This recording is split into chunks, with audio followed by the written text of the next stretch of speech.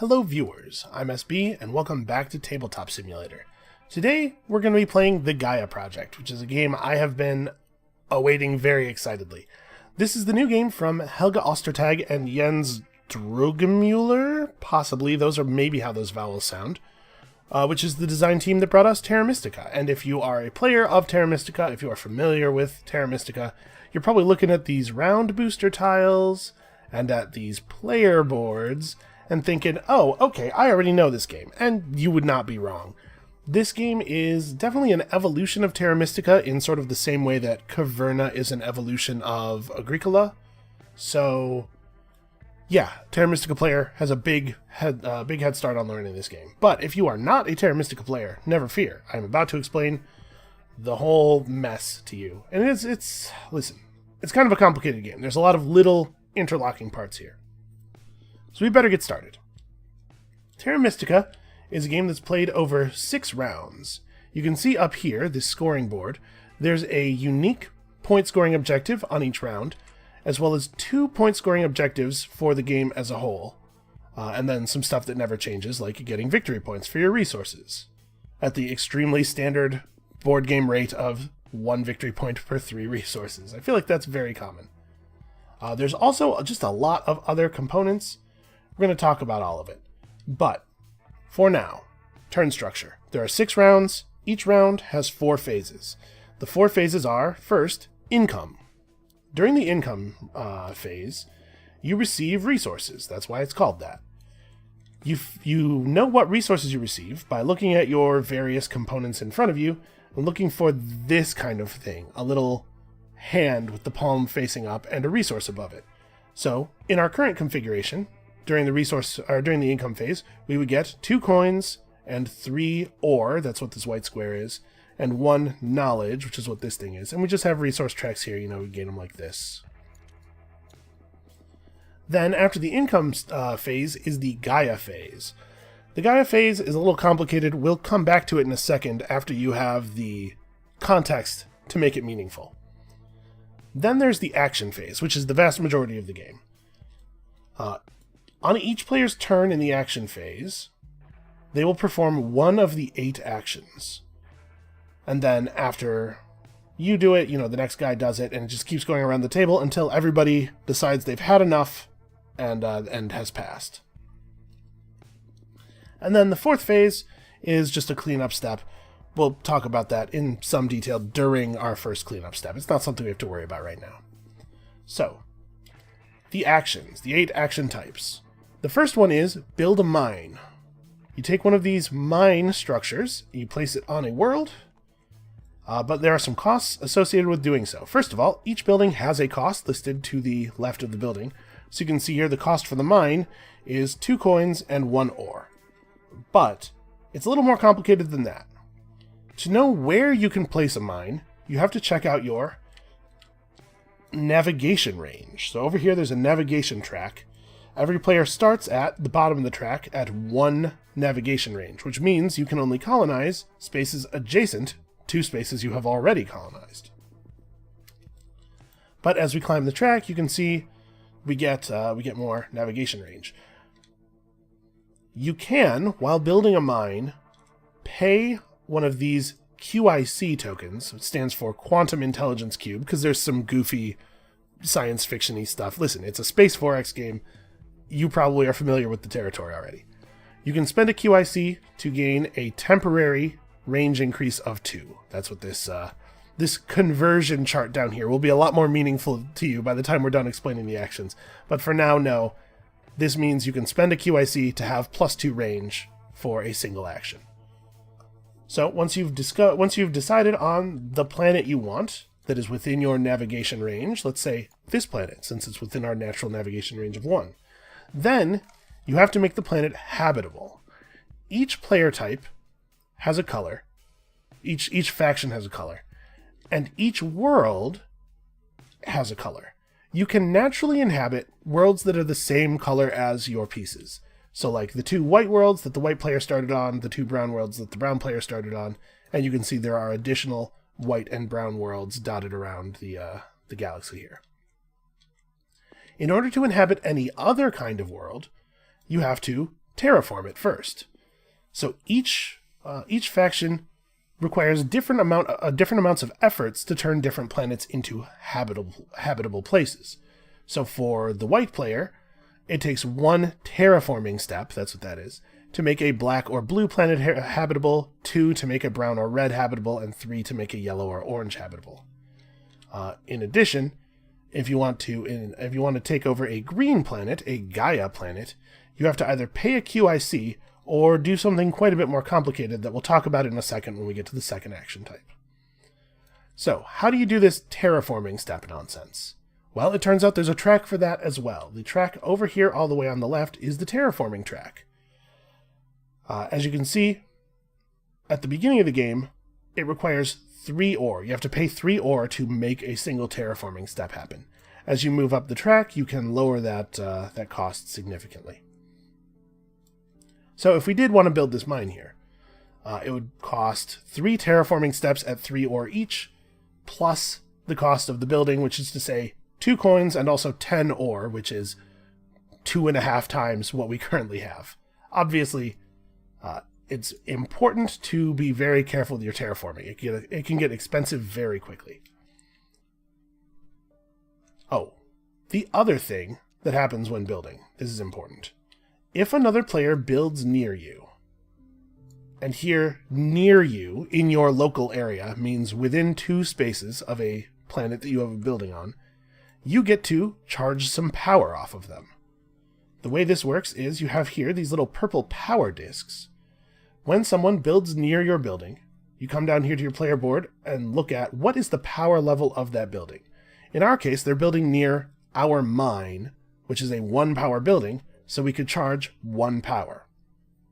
To charge power, you take one of these little purple power discs that is in the lowest numbered bowl where you have power. In our case, there's power in bowl 1, so we move it from here, and we take it up to the next bowl. I know these aren't bowls, but that was the terminology they used in the Terra Mystica manual, and it's just sort of stuck in my head. If we were, right now, to charge another 2 power, our first power would go like this, and then, since we no longer have power in bowl 1, the second power we charge would be from bowl 2 to bowl 3. We'll talk about exactly why you want to get power into bowl 3 in a little bit when we get to a later action, but suffice to say for now, you can only use power to get stuff, generally, once it's in bowl 3. I also should mention, probably at this point, that there is another way to move your power into bowl 3. This is what this is depicting. You can, at any time during your turn, just take a power in bowl 2 and move it into bowl 3. But every time you do so, you have to take another power that's in bowl 2 and lose it entirely, just discard it. It's costly, but sometimes very important. Alright, action type number 2. Initiate a Gaia project. You can tell that this is important because it's the name of the game. To initiate a Gaia project, first of all, you have to have at least 1 space of advancement on the Gaia forming track. So when you move up to here, you gain access to your first Gaia former. So if we moved up to there, we'd take our Gaia former and put it over here on our board. To take the Gaia forming action, you take the Gaia former and you place it on a purple world that is within your navigation range. This one doesn't quite work for us, but we could spend a QIC, for example, to get a temporary point of range, or we could have just upgraded our range via the track or something. So you place your Gaia former on the purple world, and then you have to pay a cost. And that cost is shown to you by your position on the Gaia forming track. Right now, it's 6 for us. So to start a Gaia project, we have to take 6 power discs from anywhere in our bowls and move them over into the Gaia area, where they will just sit and chill for a while. Then, next turn, during the next Gaia phase, remember I told you we'd come back to it. We're coming back to it. During the Gaia phase, which is after income, any Gaia former on the board that is sitting on a purple world turns its purple world into a green world, and then is sitting on that green world. And any power that's in your Gaia area slides down into bowl 1. So when we build a Gaia project, what we're doing is temporarily sequestering some power. We get it back, but we don't get it back until after the next turn's income phase, so it may be difficult to use it for stuff. And then once we have a green world with a Gaia former on it, we can build a mine on that world without having to pay any terraforming costs. That's what this iconography is meant to represent. Colonizing a green world costs a QIC or requires you to have a Gaia former on it. And once you have a Gaia former on a world, nobody else can take it. You've effectively reserved it. And once you build a mine on it, you get your Gaia former back, so you could use it again to start a Gaia project on the next turn. So there are Gaia planets already on the board. There's additionally quite a few of these purple planets that can be Gaia formed. As you might imagine, the game thinks that these green Gaia planets are pretty important, and this kind of stuff is why. There's a whole bunch of scoring objectives that are specifically do a thing on a Gaia world, or get a point for each Gaia world you inhabit, or stuff like that. So Gaia worlds are especially relevant for scoring purposes. That's why we care about them. Alright, action type number 3, upgrade. The mine is the only building that you can build directly onto a new world. If you want access to any of your other cool buildings, you have to upgrade them from a mine. So there's a little upgrade tree here, and it's also sort of suggested by the layout of the board. You upgrade mines into trading posts. Trading posts can upgrade into planetary institutes or into research stations, and then research stations upgrade into academies.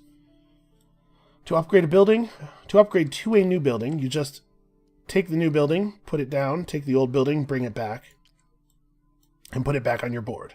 Now you notice there's income under each of our buildings. Mines give additional ore, trading posts will give additional money, and so on. Every player's incomes under their buildings and stuff are subtly different. The factions have a little bit of different stuff going on here. So like, for example, the Taklons get knowledge from their research stations, which is the case with most races. Whereas the race we're playing get additional charge power income from their research stations. So it's a good idea when you're playing the game to have a look at that stuff before you get started. So we take the old building back, we put the new building in its place, revealing a new set of incomes, covering up an old income. And then you have to pay the cost. Each building has a cost to upgrade to it. The trading post requires 2 ore and 3 money if it is within the local area of another player's building, because it's a trading post and they want to conduct trade, or 6 money if it's not within the local area of another player's building. So it's important to build into other players, even though doing so allows them to charge power, because the fact is you can't afford to be paying 6 for your trading stations all the time. 6 is a lot of money. And then the other buildings all cost just what they say, very simply.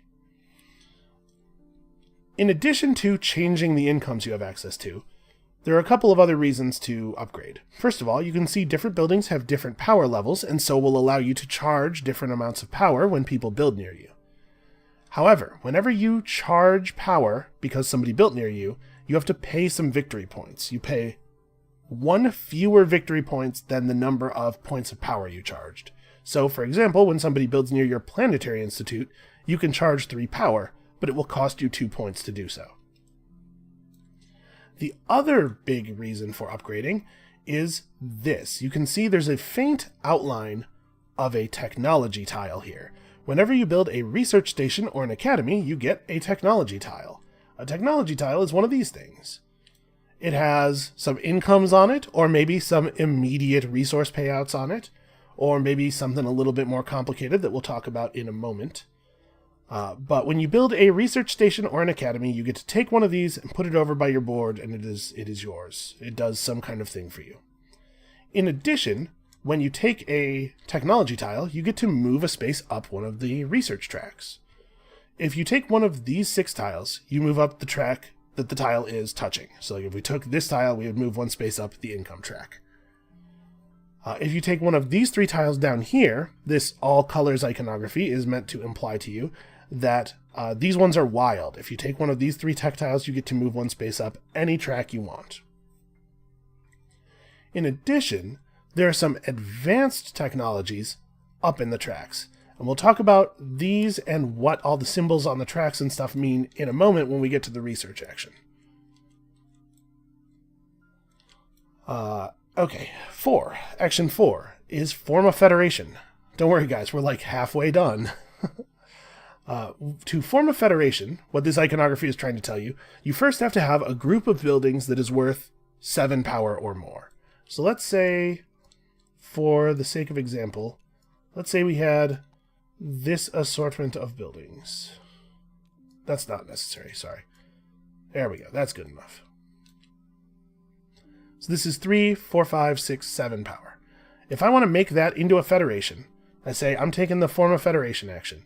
We go down to our bag of satellites here, which it turns out are small wooden cubes, and we place satellites to connect all of the buildings. Bam, a united federation of planets. It's like Star Trek out here. Then we have to take a number of power disks equal to the number of satellites that we just placed from any of our bowls and discard them. So we would lose 3 of our power disks. Then, once you've successfully formed the federation, you get to take one of these federation tiles. They give you points and usually resources right when you take them.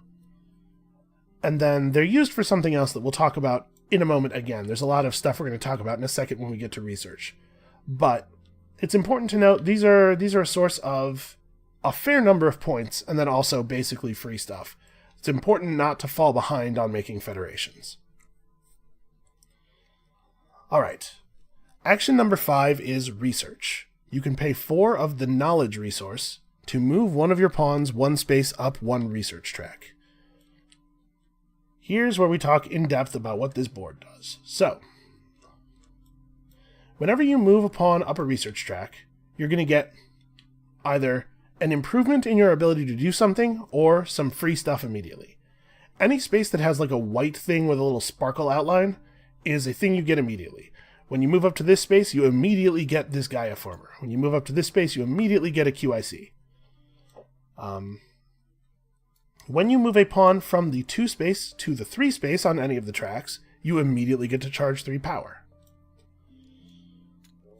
In order to move from the 4th space on the track to the 5th, you have to flip over one of your Federation tokens that is on the green side.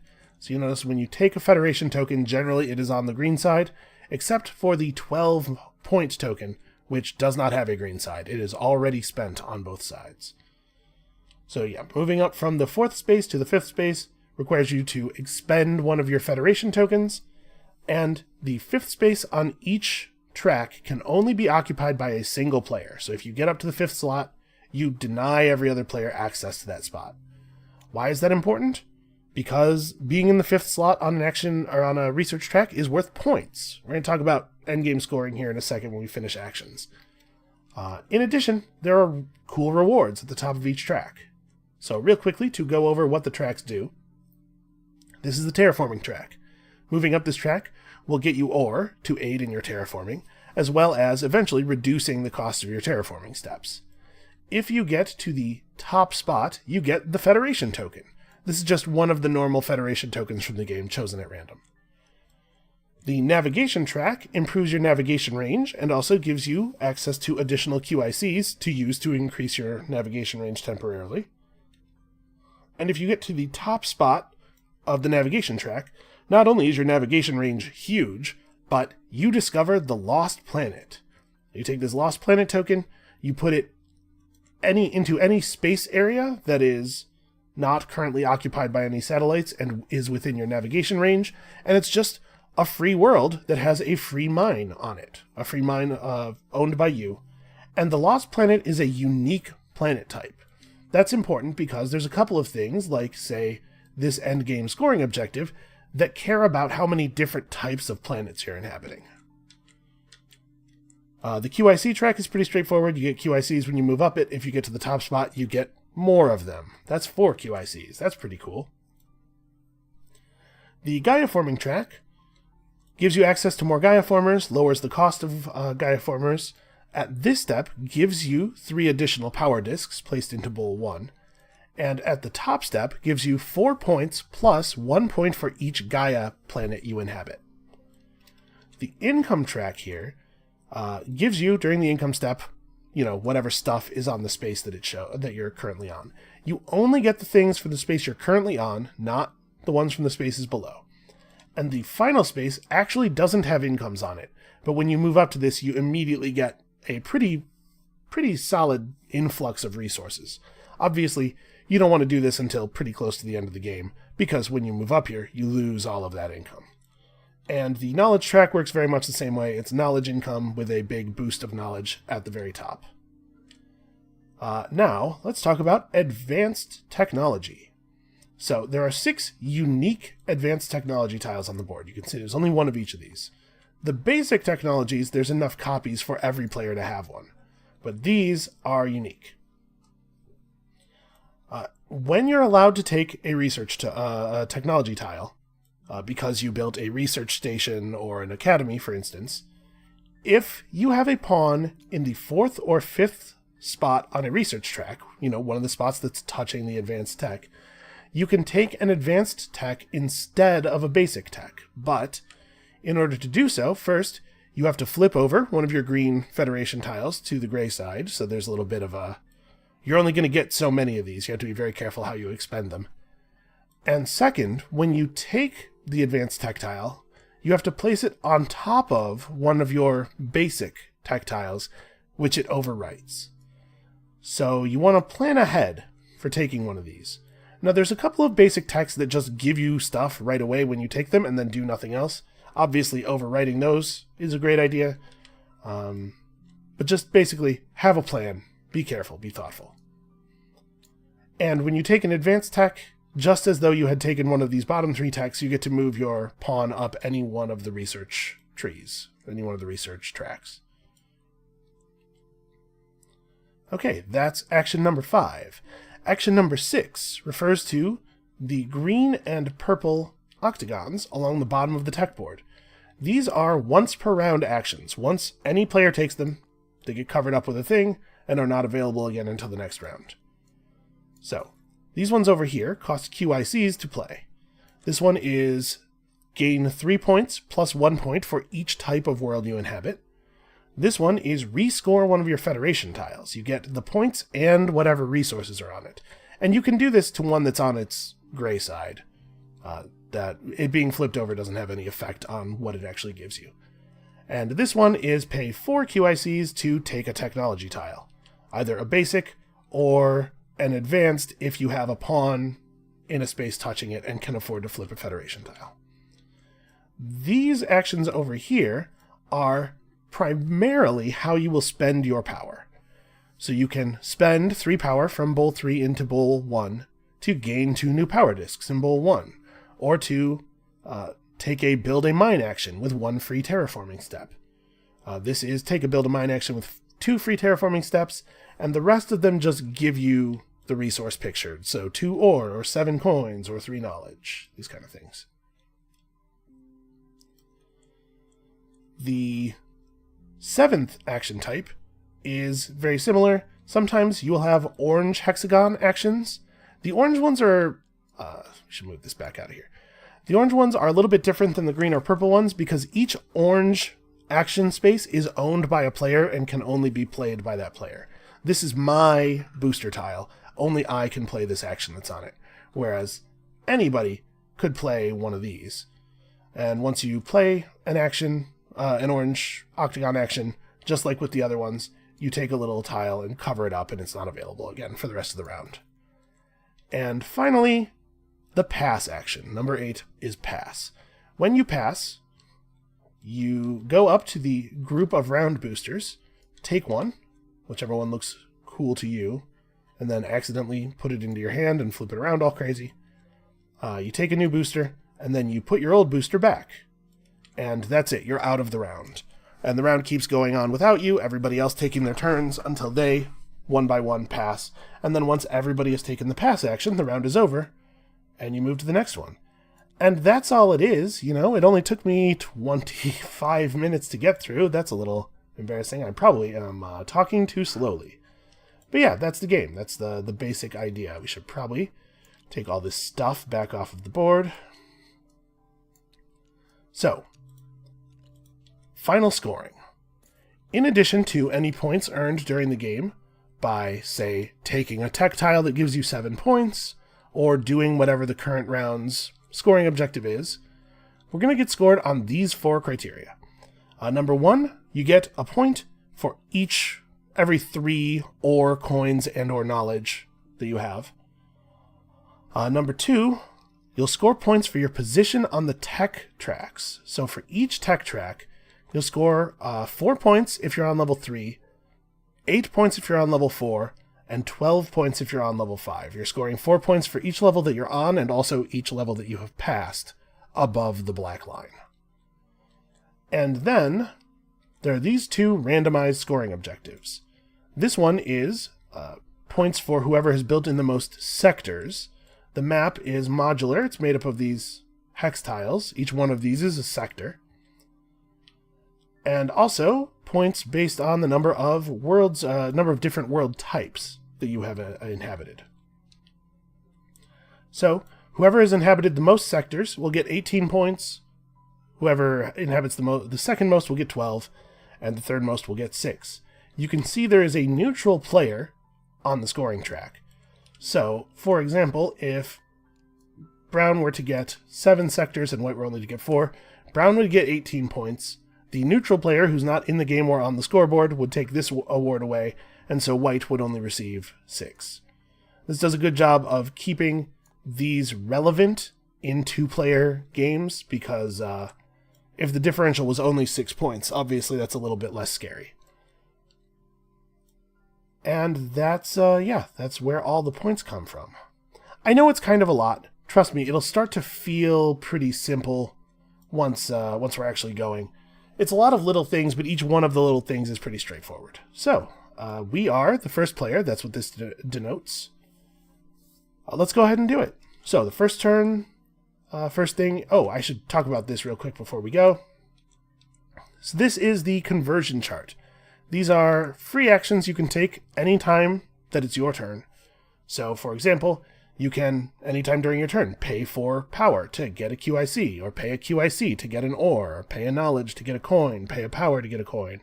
These are all just conversion effects that we probably will end up using at some point.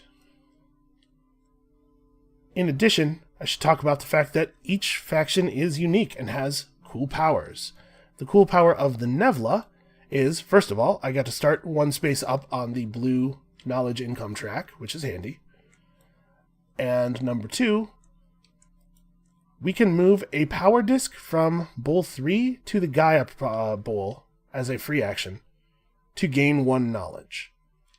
In addition to having a cool power, every faction has some kind of special thing that is unlocked when they build their Planetary Institute. For us, it's this.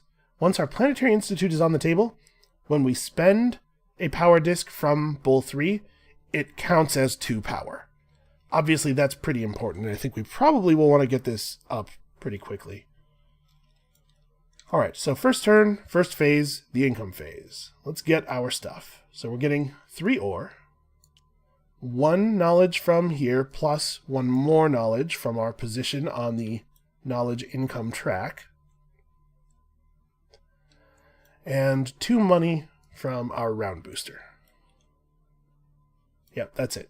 You don't get a huge amount of income on the first turn, usually. So we have the first action. Oh, this is also not actually out. Gotta clear off all the stuff I was using to make examples. So I think we might want to take over this world. Real estate is pretty limited. You can see there's not really that many planets, and because of the cost of terraforming unfriendly planets and navigating around to distant planets, stuff that's close to both of us and relatively friendly like this is fairly valuable. So he is brown. I guess that blue world's not something he's super likely to colonize because it is 3 terraforming steps. But why don't we just make sure that we get it? So I'm going to, within our navigation range of 1, build on this world by taking our orange action here. So this is build a mine with 1 free terraforming step.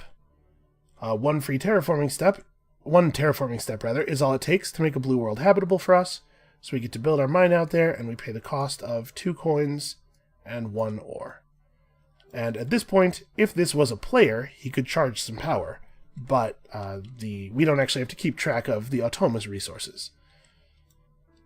So that's the end of our turn. Oh wait, except that this round's scoring objective is get 2 points every time you build a mine. So 2 points for us. The Automa doesn't score based on the scoring objective. We'll talk about how the Automa does stuff here. So now it's the Automa's turn. This is its deck, the decision deck. Every time that its turn comes up, it'll draw a card off the decision deck, and that'll tell it what to do. The first time each round that it gets a turn, it needs 2 cards. And we figure out what it does by looking at this area shared between the 2 cards. This is the action card. It tells us what action is taken. And this is the support card, which has a whole lot of icons on it that just help us make decisions necessary to do the action. So it's going to do one of the green or purple octagon actions, and we look at this to know which one. It's starting from the left, the first unclaimed one. So it's going to cover this action. Like I said, the idea of the Automa is that it replicates the external parts of dealing with another player. So, for example, we don't need to track that it gains some knowledge or whatever, but it is important to us that it has claimed this action and it's no longer available. And then, after you do its action, it scores a number of points shown here. So 1 point for the Automa. It's going to score points a lot more frequently than we will, but we'll score points in sort of larger, intermittent bursts. The gradual scoring of the Automa is good, though. It helps you keep an eye on sort of the pace of the game. Okay, so that was its whole turn, and now we are up.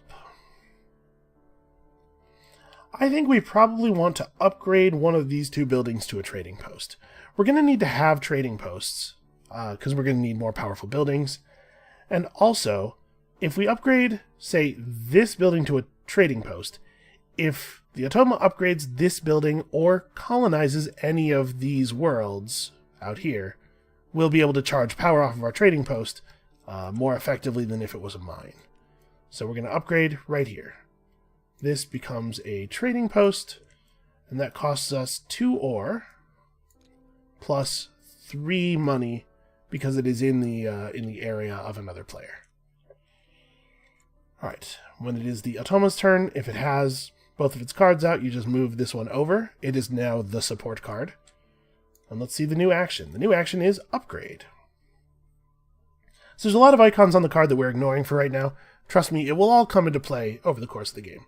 But this is the upgrade action. So we can see on here the priority list. First, it tries to upgrade into a trading station into a planetary institute, which it cannot do because it doesn't have any. Then it tries to upgrade a mine into a trading station, which it absolutely can do. So there's a big logic chart in the book, basically, that tells us how it makes these decisions. So its valid options are, valid targets for this action are its mines, tiebreak by closeness to my planets. So we're going to upgrade this one because it is closer to my planet than the other one. You don't really have to play with the AI's buildings on its player board, but this just helps me keep track at a glance of how many of each building are left. And they upgraded within our local area, so we will choose to charge power, because power is good and important. When you're charging power in an area that has multiple buildings, you have to use the highest powered building in the area, and you have to take all of the power that's allowed. So, for example, when he built here, I couldn't charge 3 power, even though I have 3 power worth of buildings, because it's just your one largest building. And I couldn't choose to just take 1 power so I wouldn't have to pay any points. You take all of it or nothing. So we're going to take 2 power, which unfortunately does reduce our score by 1. And then he's going to score 1 point.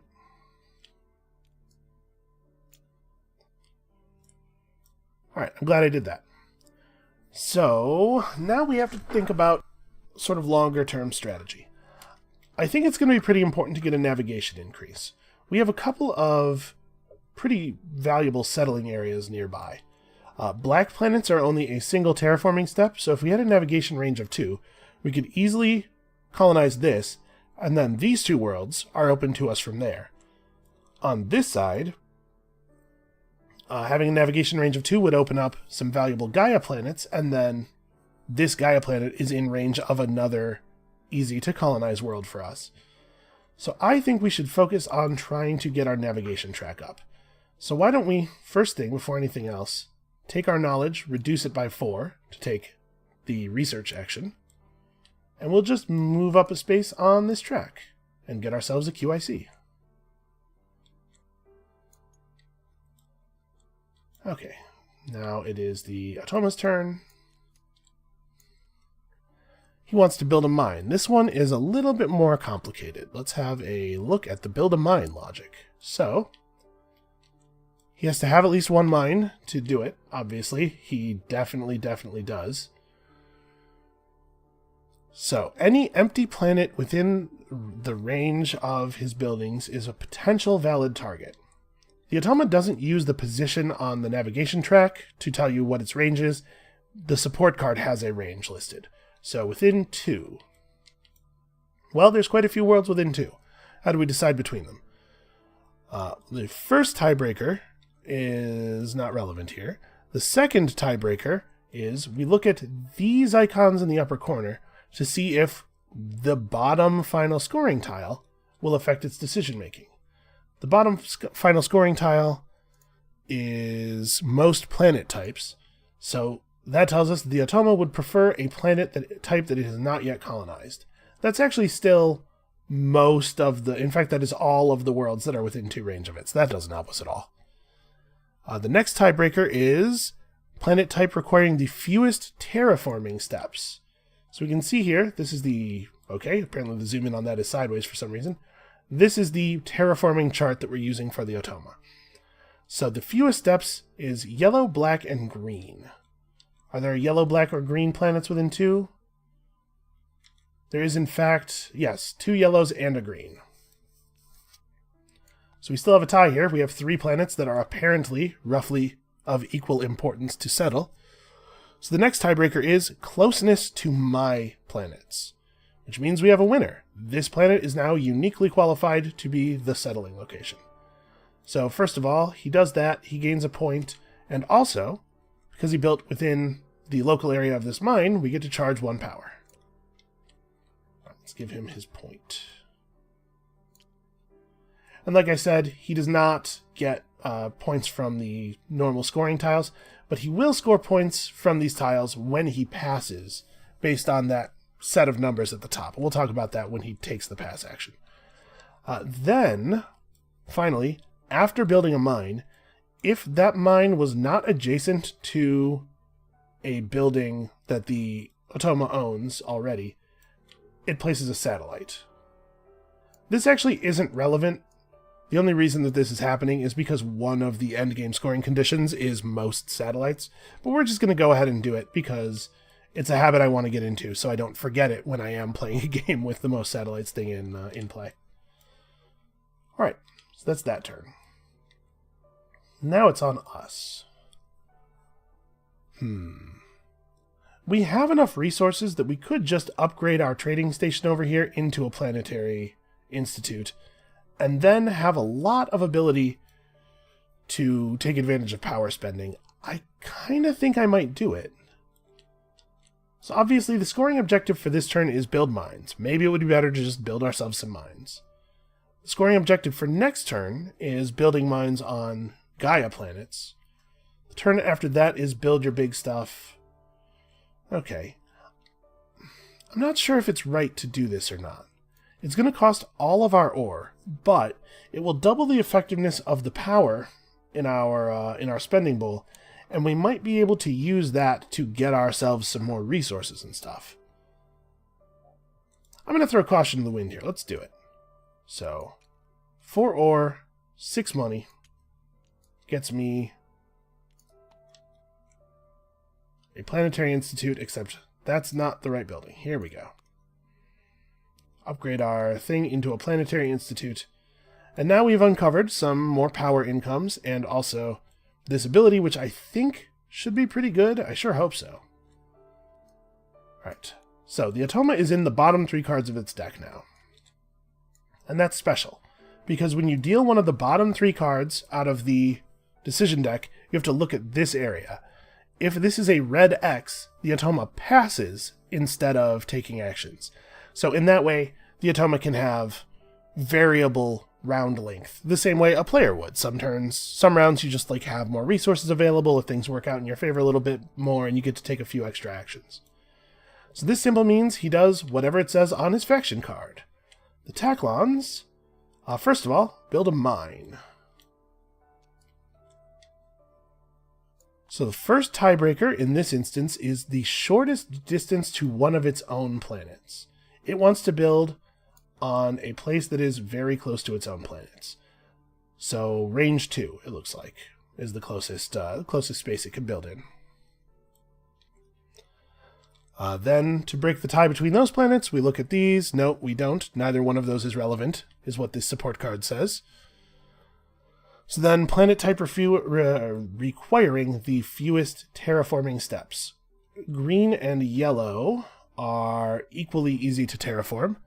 So the tie is broken by closest to our buildings, which means it's going to build here, because this yellow planet is closer than this green one. And when it does that, we are within that local area. We get a power charge. And it scores... Oh, sorry. It finishes taking its turn is what it does. Then it does a green or purple action. Which one? Well, counting from the right, the 4th one. So that is 1, 2, 3, 4. It has covered this action. And then it scores 2 points. So we know that our Automa card is lurking in that deck somewhere. Every round. We gotta try to be ready for it. So we now have an interesting situation. Because we have our Planetary Institute out, we could spend this as though it is 4 power. We could use that 4 power to buy ourselves some resources.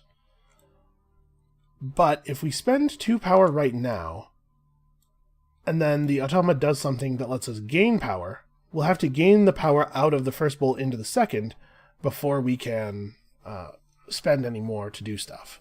So if we had another action available, this might be a good time to do that other action. Unfortunately, I don't think we do have another action available. So why don't we just go ahead and spend 4 power to get ourselves some ore, because we have run completely out. So we'll grab 2 ore. We want to be a little bit careful with our QICs. I don't really want to spend them yet because we're about to have a benefit for settling on green planets. I want to be able to do that. And it costs QICs to terraform them. We're also going to need to finish getting to navigation range too. That's pretty important. Alright, so that was our action. We took one of the green actions. The Automa passes. Alright, so first we see it takes the leftmost round booster when passing, then puts its own round booster back on the right side of the group, and then its turn is over. It doesn't do any other things. So you take its whole deck, put it back in here, and then these are the decision cards that were not used to craft its deck. Every time it passes, it gets the top one of this stack added to its deck. So as the game goes on, it will take more and more actions per round, similar to the way a player does. The other thing that happens when it passes is it scores some points off of the round scoring tile.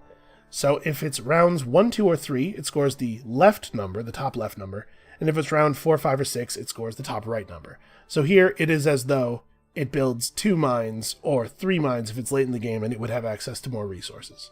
So hopefully you can see what I'm talking about when I say it does like a pretty good job of simulating the parts of another player that you care about. Oh, hold on, we don't get rid of that yet.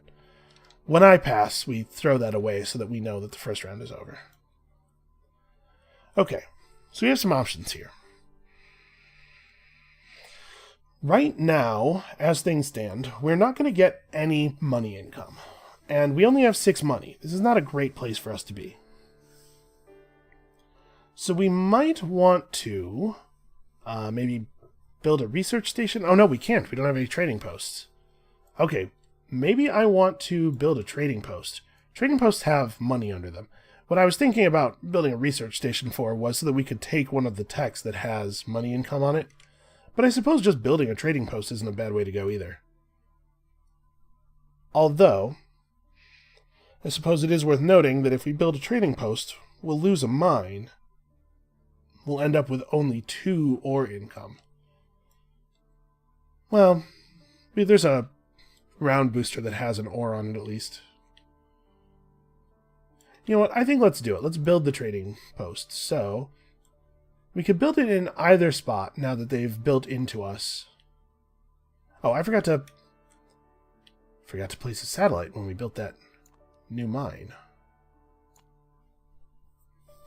Again, this is just a habit I want to get into. Okay, so we could upgrade either one. If we upgrade this building to a trading post up here, we're pretty close actually to having a federation, right? That's 5 power of adjacent buildings right there. All we'd really need to do is take one of the Gaia worlds and we'd be all set.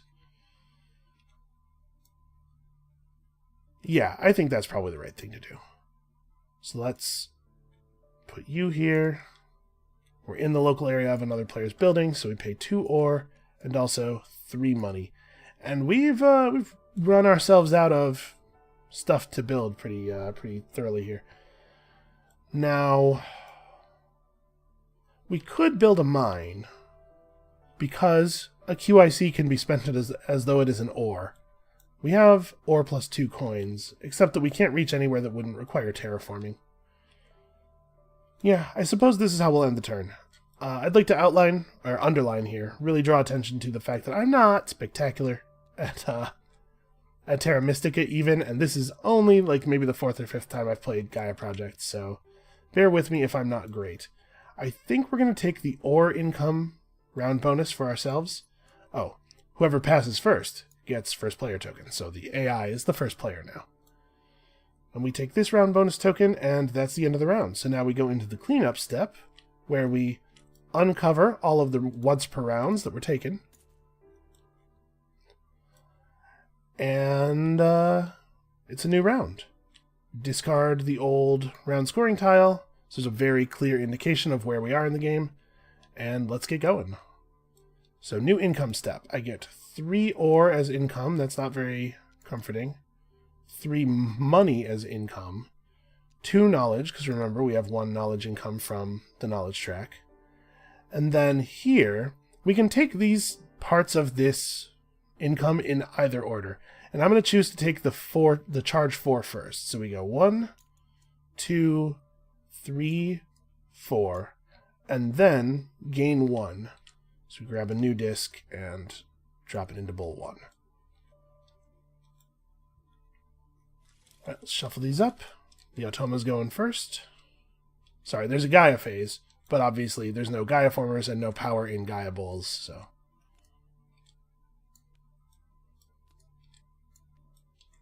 Okay, the Automa is choosing to upgrade its highest research track. I believe it is at 0 on all of them, yeah. So, how do we tie break? Numbered selection. The little number and arrow here. So starting at the left, the 4th one. It has chosen to move up the Gaia forming track. Cool. And it scores a point. Like I said, it's going to score points. It's going to pull out ahead of us pretty quickly. Players tend to score the lion's share of their points in the last couple of rounds. So don't worry too much about the fact that it may end up 40 points ahead of me at some point. Alright, now it's on us. This is the round where we get bonus points for settling on Gaia worlds. Unfortunately, we don't have the extra navigation range. And honestly, this is only kind of going okay. This is not going super well. I think we probably need to spend 3 ore and 5 money. That hurts, but I think it's right. To upgrade this to a research station. Oh, not you. You. Because we desperately need this, and taking a technology tile is the way we're going to get it. So to upgrade our position on this track, we could take this tech, which makes our large buildings worth 4 points of power instead of 3. That has a couple of implications. Number one, it would mean that this group of buildings is 6 power, and as such is very close to being a federation. And number two, it would mean that obviously whenever he does stuff near our Planetary Institute, we get to drain more power. I don't think that's the solution to our situation here. We could take, whenever you build on a Gaia world, you get 3 points, which would complement the round booster pretty nicely. But I think what we desperately need at this point in the game, more than points, is income. So I'm going to grab the money income. I know we have okay money income right now, or at least we did before I replaced this. But we're going to want to build a lot of mines pretty quickly, and that'll take care of our ore income by itself. This is something that's going to be more relevant later. And then because we took one of the wildcard techs, we get to advance up a track of our choice. We will choose that one.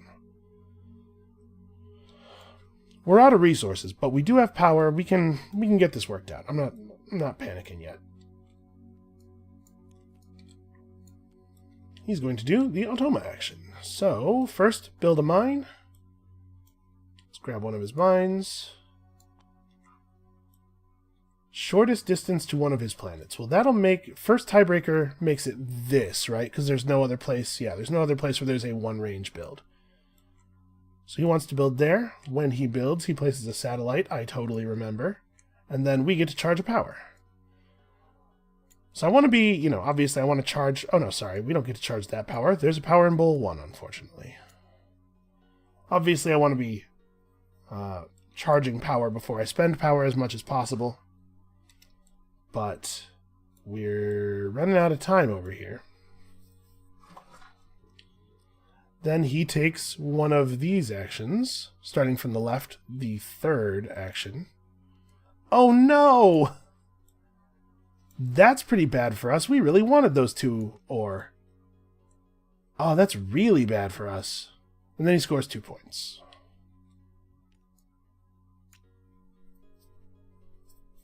Yeah, that's very bad. Well, there are other ways of getting it. We could, for example, use our free action here, move these 2 power disks to our Gaia area to gain 2 knowledge, putting us at 4, and then spend 4 knowledge to move up one of the tracks, and move up the terraforming track, which would also get us 2 ore.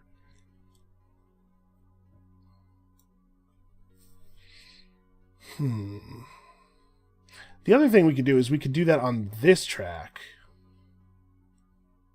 That would let us charge 3 more power. Get 3 power charged, because these 2 won't be in bowl 1, they'll be here. So we'll charge these 3 power over. And then we could spend that as though they are 6 power to get us 2 more ore. And doing that additionally gets me another QIC. That's not crazy, I don't think. Let's do it that way. So, what I'm going to do with my turn is first I'm going to take my free Nevla action twice, gaining 2 power, and then our action is going to be action number 5. Pay 4 research, or pay 4 knowledge to perform research. We'll research us up some of this, gaining a QIC and 3 power charged. And now we have the power necessary to convert into 2 ore, while also having gained a QIC. And some research progress, which actually got our research thing into the scoring zone. That research track is worth 4 points now. I think that is an okay start. So now the Automa takes its turn.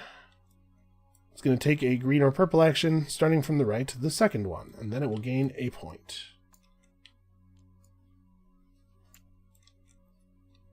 And as you get better at running this, it does get faster and faster.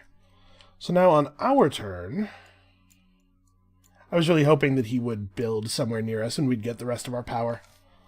We could try to delay. Do we have an action? We actually don't have any actions available that would allow us to delay, so never mind. We have 2 navigation range now. So why don't we do this? I'll pay 3 power to get 2 ore using this fast conversion here.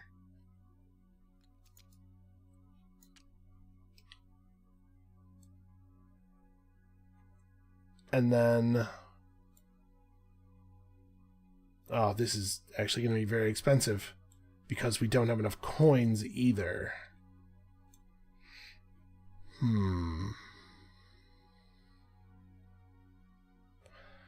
What if we spend just 2 power to get an ore and a coin? Right, because an ore is 3 and a coin is 1.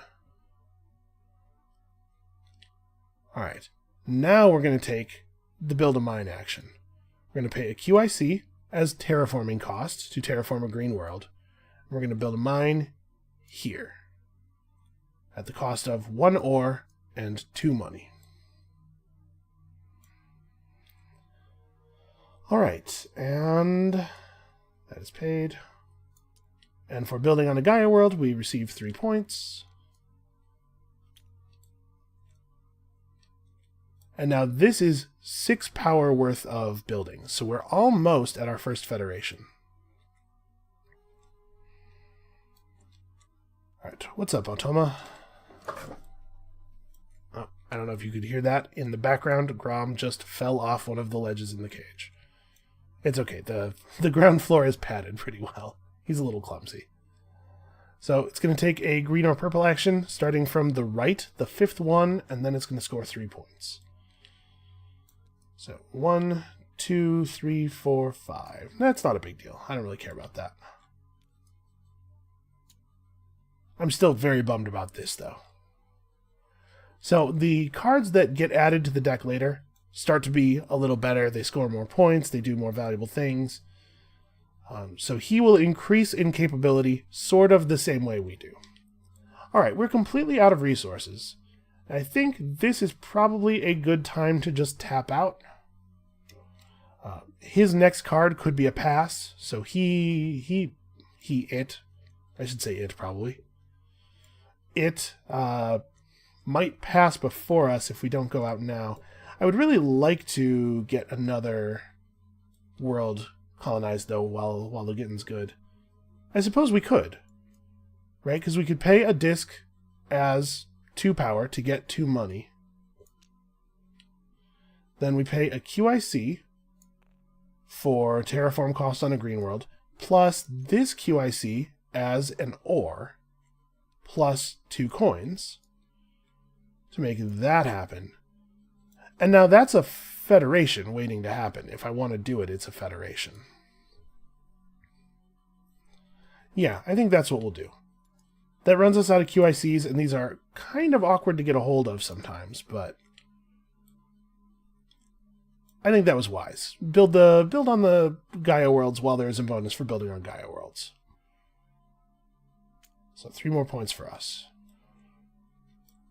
Then it is the Automa's turn, and he passes. Okay, it passes.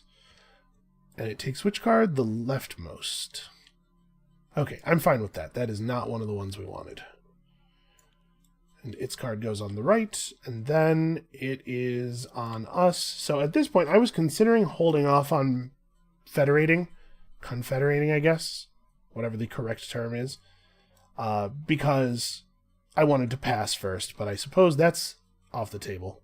So let's regather the deck here, add a new card, shuffle it up, and also the Automa scores 2 points when it passes. We may as well do our federation now then. So, hold on a moment. I'm not sure. When you're forming a federation, are you allowed to lose power from your Gaia area? To build a satellite, discard 1 power. It does not say explicitly. Probably the definition of discarding power. Take the power token from your faction board and return it to the supply. Unless specified, you can discard power tokens from any combination of areas except the Gaia area. That's a shame. That's definitely where I would have wanted to lose them from. So yeah, let's go ahead and form a federation. We will do so by placing a satellite here and a satellite here.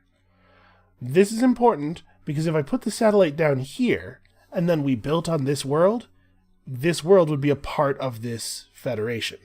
I want this to be potentially the start of a new one. So that's 7 power worth of buildings. We're going to make 2 satellites, which costs us 2 power discs. And then we get to take our first Federation token. Let's see here. The bonus next turn is make your big building. We could construct an academy. I'm not sure I will bother. Probably not, actually. I'm just trying to think of what resources we're going to need the most. So we have the option of taking another ore bonus. Probably this is better. We still don't have any progress made on the terraforming track, and the next time we terraform, it's going to be a world that is going to cost terraforming steps.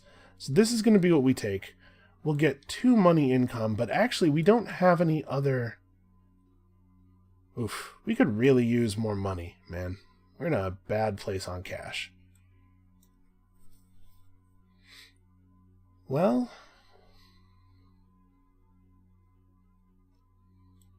we can definitely just take this Federation token, and I think I probably will. 7 points and 6 money is an okay start. Oh, we are going to get 4 money income, aren't we? That's not going to be enough, though. We're going to need a lot of money. You just need a lot of money in this game. So, 7 points for us.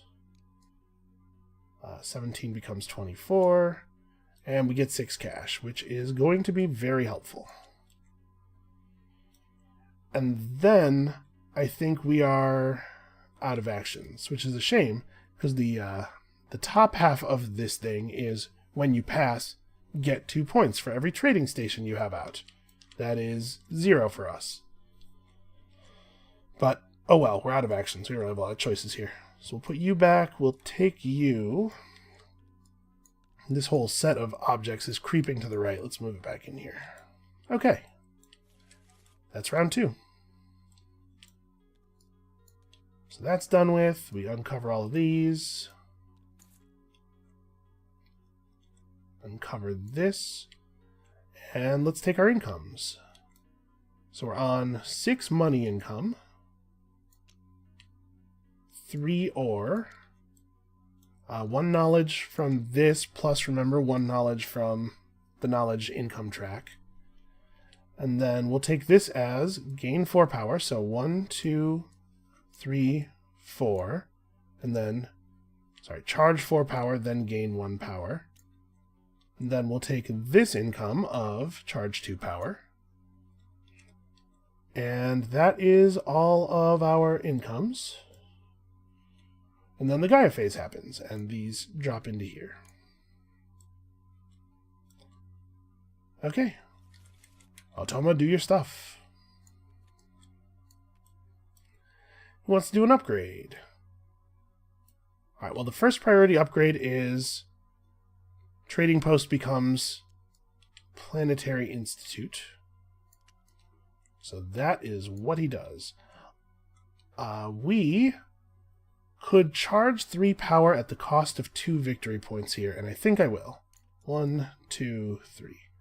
This has got us a lot of power available. Does cost us 2 points. But this is 10 power. We could definitely do some damage with 10 power. Oh, and he gets a point. He sure does.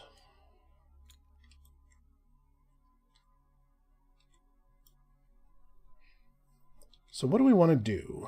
We could try to wait for this other power to get charged, but I don't really think that's worthwhile.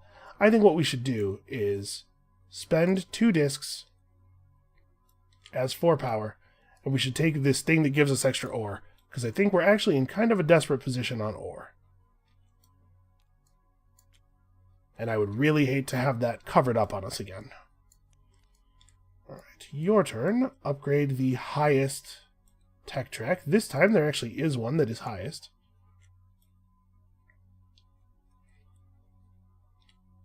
Alright, now for us.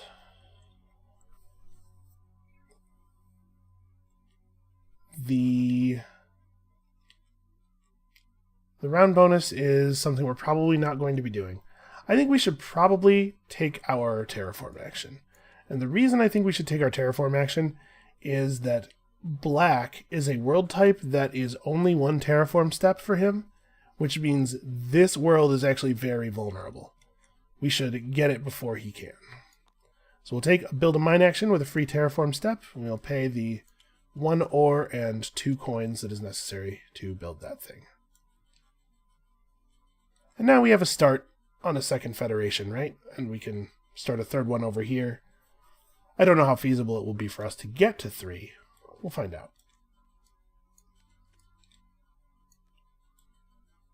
Okay, Automa action. So first, the building of the mine. Tiebreaker, shortest distance to one of his own planets. So there's definitely places where there's a 2. All of these worlds with 2 distance are equally likely. So then we have to look at this thing. The top card, the build in new sectors card, has an effect on his decision making. He would prefer to build in a new sector. That is not an option. All of the worlds that are within the shortest distance are in sectors where it has already built. So then, planet type requiring the fewest terraforming steps. It's a good thing we took this, because this would be a valid choice here. I believe it's this. Gaia planets are considered to be 1 terraforming step away for the Automa, so it's this and this are the valid choices. And then the next tiebreaker is closeness to our worlds. That's the one. So again, well, first of all, let's remember to do this. Again, we have the option of charging 3 power at the cost of 2 points. I'm going to do it. 1, 2, 3.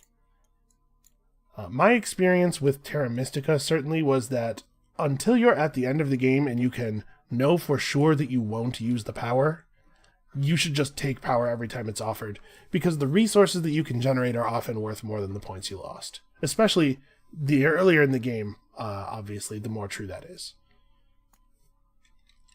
Alright, so he built his mine. Then it is time for the octagon action, starting from the left, the 3rd available octagon action. That's a bummer. We might have used that one. And then 2 points.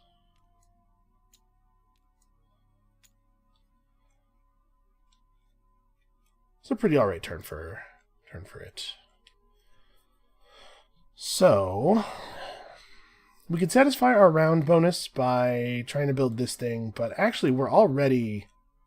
Man, academies are really expensive. Never mind that nonsense. Let's maybe work on this. So if we're going to build trading posts, it kind of makes sense to wait on as many of them as possible until next turn, since next turn is when they'll be worth points. For right now, let's build mines. White worlds are not very likely to be colonized by the AI. I'm wondering if we maybe want to build here next instead of here, because I feel safer taking this. This is contested. We're at a place where a single terraforming step is 3 ore for us. Oh, but we have power. What am I thinking? Okay, so let me check something in the rulebook real quick. I'm curious.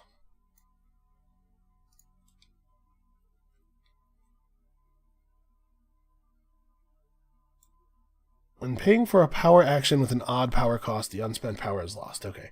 I was curious if we could take, say, the 3 cost to build with a free terraforming step action, dropping 2 power over here, and then use the extra power to convert into a coin. But no, we cannot do that.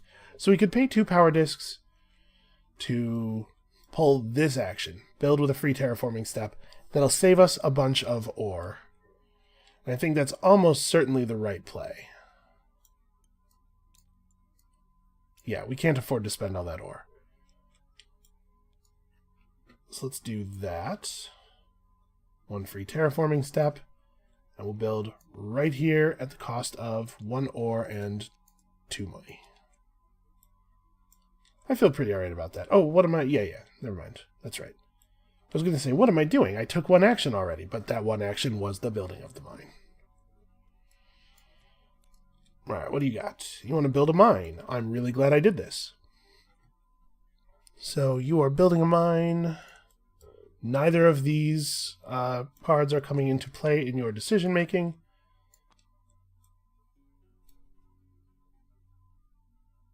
So with a range of 2, the planet requiring the fewest terraforming steps is this one now, right? It's no longer contested even. Right, it has an orange and a brown available, but... Oh yeah, that's the one, actually. Oh no, wait, that's not 2 range. That's 2 range from one of my buildings. Yeah, this is the thing within 2 range that only requires 1 terraforming step. I'm really glad that we built here, or we might not have been able to. And he gets a satellite. And also 3 points. Things seem to be going pretty well for our Robo-Zerg here. Now, on our turn, we could just build this mine. And maybe we do. And then with 4 buildings, it should be fairly easy to get another... what do you call it? To get another federation going. We'll save up, build a bunch of trading stations next turn. Yeah. I think that's a sensible thing to do. So pay another 1 ore and 2 coins.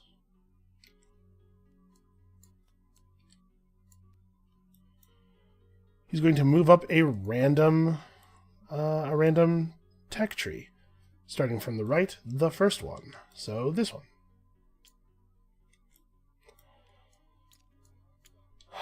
I was really hoping that he would, grant us some more power by now.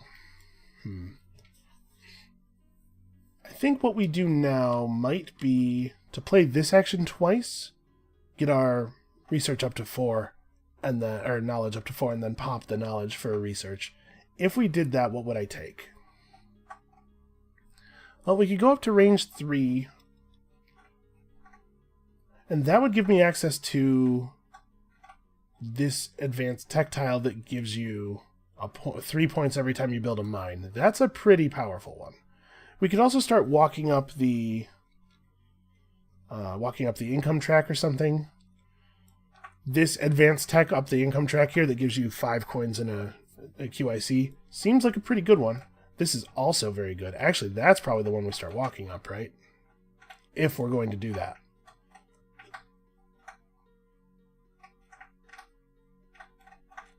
We're going to have a bunch of trading posts next turn. We're probably not going to pick up another research tile. So I'm thinking that maybe it's not worth going after this advanced tech. Like, it's a lot of point scoring, potentially. But it might be something that's so distant in the future for us that it's better for us to just get more knowledge and try to get this before we start building mines again. Yeah, alright, I think that's what I'm going to do. Let's move 2 discs from our 3rd bowl to this area to gain 2 knowledge, and then spend all of our knowledge to move up this tree, I think. More knowledge income will lead to us moving up the tracks more. This seems like a very good action that we could potentially take. Yeah. Alright, I think that was a good action. Probably. Maybe. Alright, we're in the bottom 3 cards now, so if we see the pass icon, the Automa passes, and in fact, it passes. So let's grab it a... Oh, wait.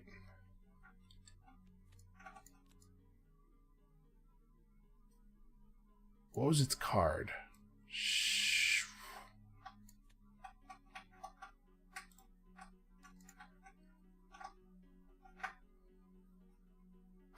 Well, I've forgotten which card it was. Actually, it was one of these two, right? Because it was one with the pass icon.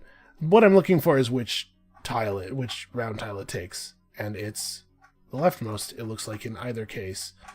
It's not hugely relevant. It's unlikely to have a big effect on the game. But it is me moving too fast and screwing things up for no reason. Alright, so the Automa deck is bigger, and when the Automa passes this turn, it gets 0 points. It, too, did not elect to build one of its big buildings. Alright, and then we've got a couple of actions left here. We definitely still have some building resources. We could just bank these. Grom is gracing us all with the song of his people once again. What do we want to do with our resources? It feels bad to pass with a bunch of resources.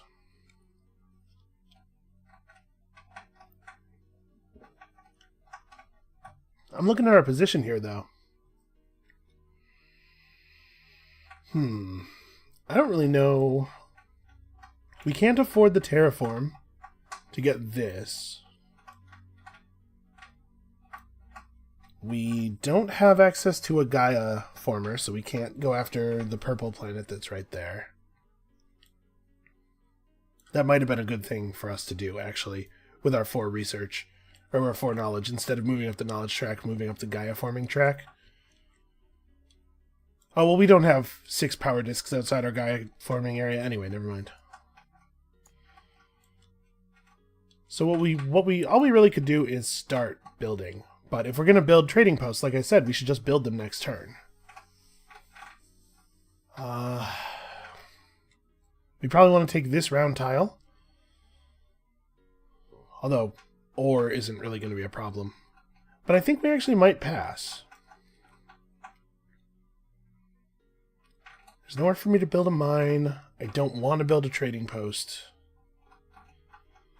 Yeah. Feels weird to pass with resources, but I think we do. So, let's grab this as our round tile. Put this one back, furthest to the right. I keep accidentally snapping that into the hand zone. Let's turn hand zones off. I think I might have done that correctly. I pressed the key that I think is the toggle hand zones hotkey. And then, yeah, that's the end of the round. So toss this out. Uncover all of these. Honestly, I don't know. I don't know if this is going all right or not.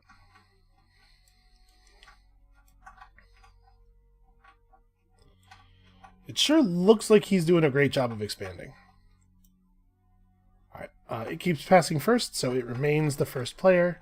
Let's do incomes. So I actually have a lot of ore income. 7. 4 money income. 3 knowledge, 1 from here, and 2 from our position on the knowledge income track. I'll take 2 power income, and then 4 power income, and then we'll gain a power disc.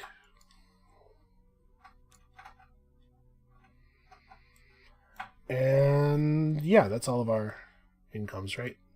So then we Gaia Phase, get our Gaia'd up power back. This is a good spot for us to be in. Alright, let's see what the Automa does. Takes its Automa action. That's a shame, because that's a pretty good action. So first tiebreaker is closeness to its worlds. Oh, it has this available now. So that's it becomes a Gaia planet, and they just inhabit it. They don't have to worry about the whole Gaia forming thing. It's just that transdim planets are 2 terraforming steps, but that doesn't matter because it's the only thing that fits the first tiebreaker. So they build that, then they take, starting from the right, the 4th action. 1, 2, 3, 4. Okay, that one's not a big deal. Was not going to do that. And then 2 points. To be perfectly honest, this Automa is scoring points much slower than the other ones that I have played against. So we're one knowledge off of doing a research. We have a lot of power here. And I'm kind of reticent to spend because I'd like to let more of our power accumulate.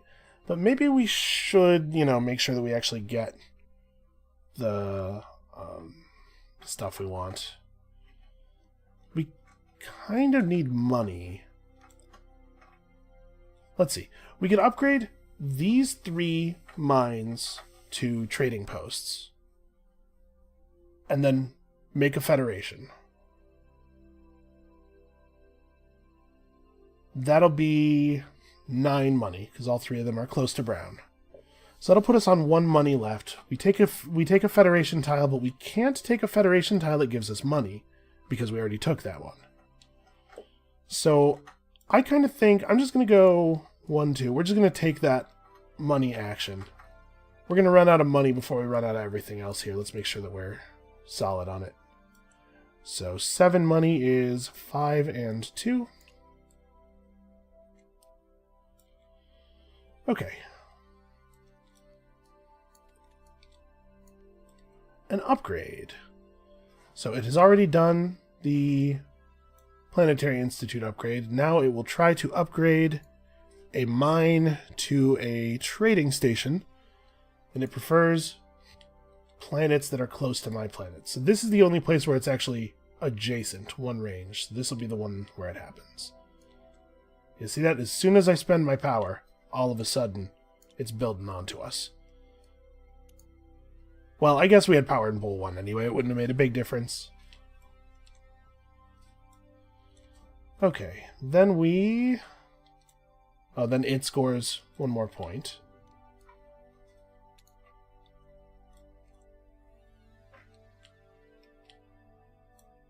Just looking at the advanced text to make sure I'm not missing anything obvious.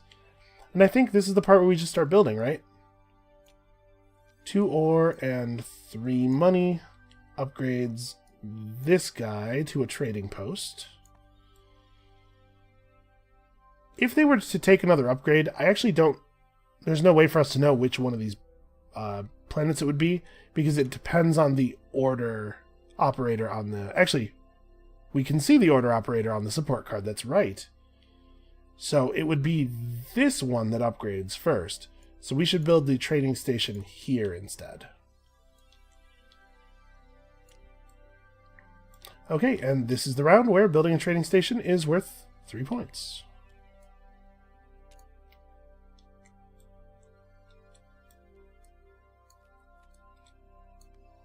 Okay, it's going to upgrade a random track. Starting from the left, the second track.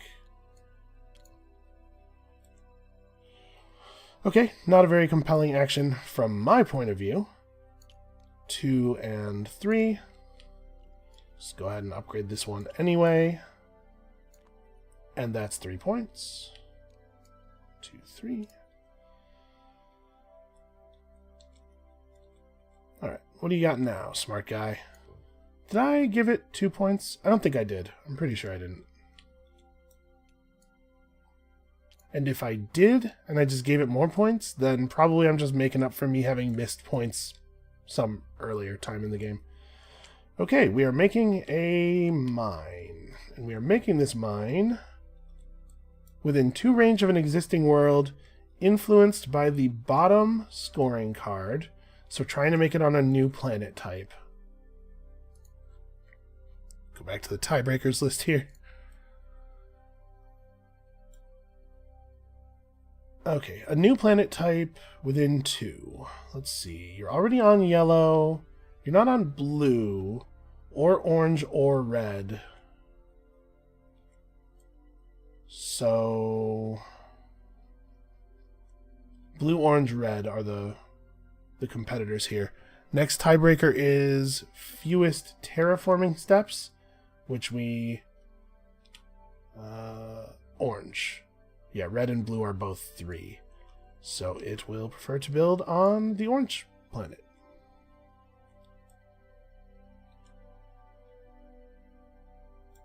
Yeah, that's... Oh, no, that's not a new type. Yeah, it already has an orange, so... The blue and the red are equally difficult to terraform. Then it will prefer closeness to my planets. Which means that this red is the one? That's within 3 range of me. The blue is considerably further. And there's not really a lot of other... Yeah, we've walled them off pretty successfully over here. Okay. So it builds there, it gains 3 points. And it gets a satellite. I almost forgot. Alright, so now let's think for a second. We could build another trading post to put 7 points of buildings over here. The other thing we could do is upgrade one of these trading posts to a research station and then to an academy. But that requires a total of 9 ore. We're 4 short. And actually the exact amount of money that we have. 4 ore is not a thing that we can't do. Although, building this out through trading posts is actually way more points, right? Because we get more trading posts on the board for this, and also we build more... Yeah, let's keep on the track here. So 2 ore, 3 money. This becomes a trading post. And another 3 points for us.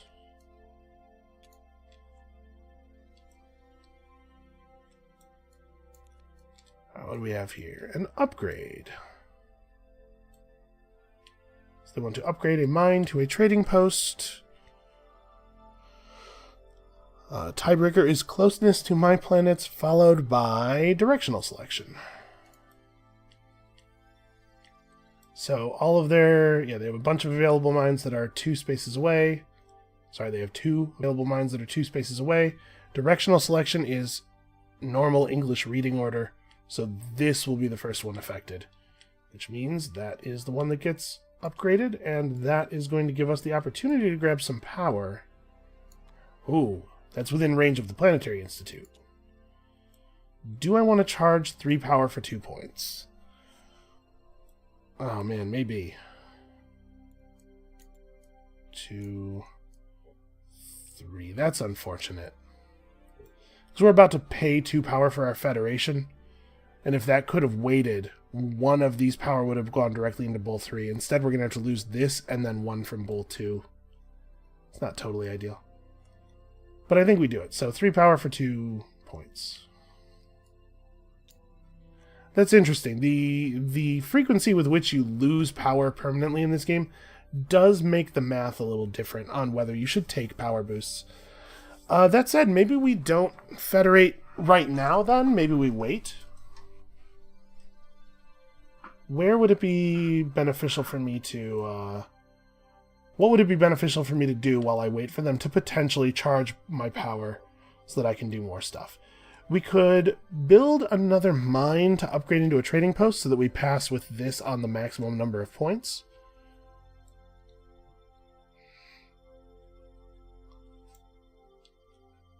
We're running out of ore, unfortunately. We could do this. Take a 4th point of knowledge, and then pay for knowledge to do a little bit of research. This research, perhaps?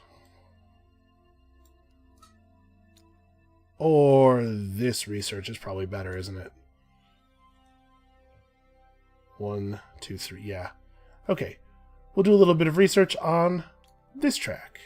So we charge 3 power, and now that is a track that is scoring. So 1, 2, 3.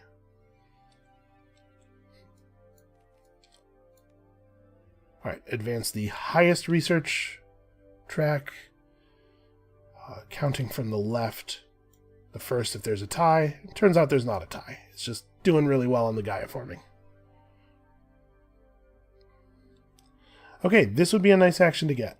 This would also be nice, obviously.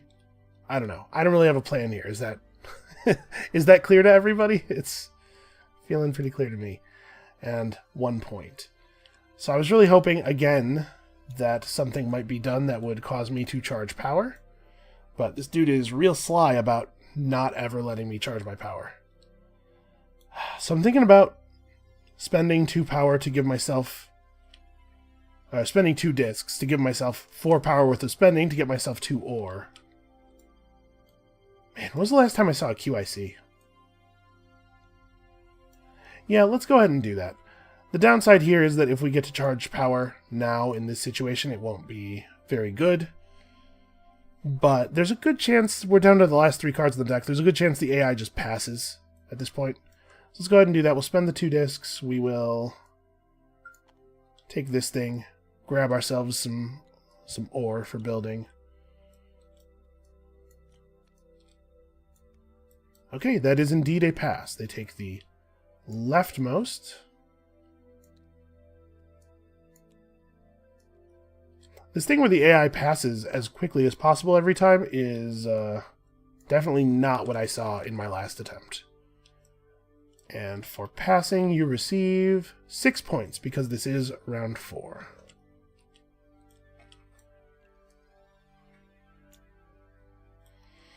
All right. So we have benefited from this round scoring tile more than the Automa has. That's a good start. Now we could just take the terraform. Like, it's expensive, but we could just eat it. And potentially get started on the next Federation. I mean, I guess right now is when I actually make my Federation happen, isn't it? So we will go for a satellite here. It doesn't really matter which of those spaces it goes in. And then also here, we will lose 2 power discs. And let's get a Federation token. So we can take a QIC, 2 ore, 2 knowledge. I'm pretty sure I don't want to take that one. I think we want to have the ability to grab 2 advanced techs or a tech and also the top space of a chart or something. Let's see, 2 ore. 2 ore allows me to eat that terraforming cost pretty easily.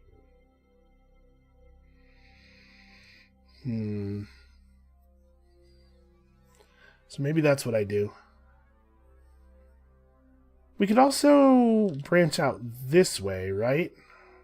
That's a single terraform. This is a triple, this is a triple. Nah, we should go this way. Red's a double, brown's a double, yeah. Okay, let's do that. Let's take the ore.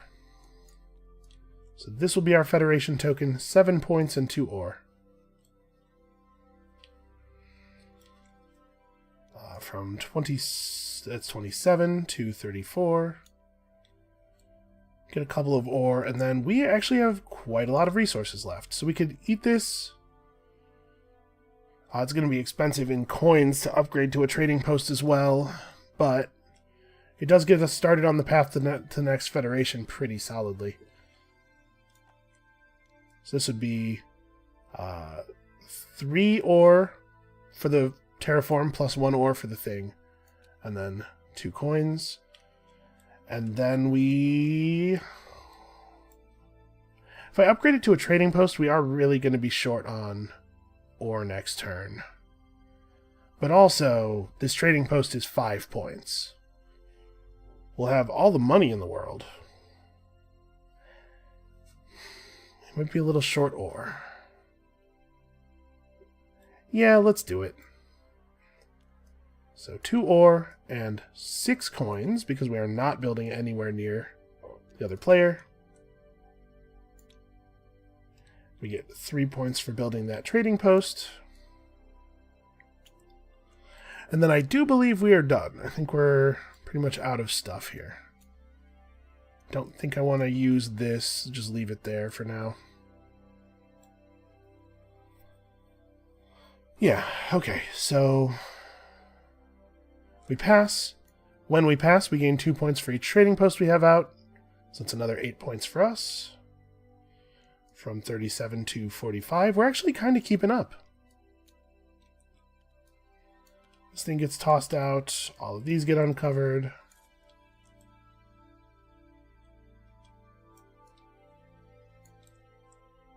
What do we want? We could take the free terraforming action one. We could take this guy. Actually, we probably don't need 4 power income, do we? No, actually, we're going to have full power. We're gonna transfer all of the power during our income step. This thing will end up in bowl 1.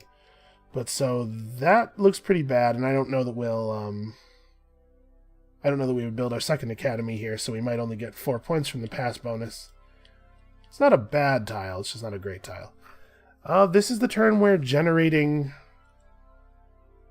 terraforming steps is worth points, though.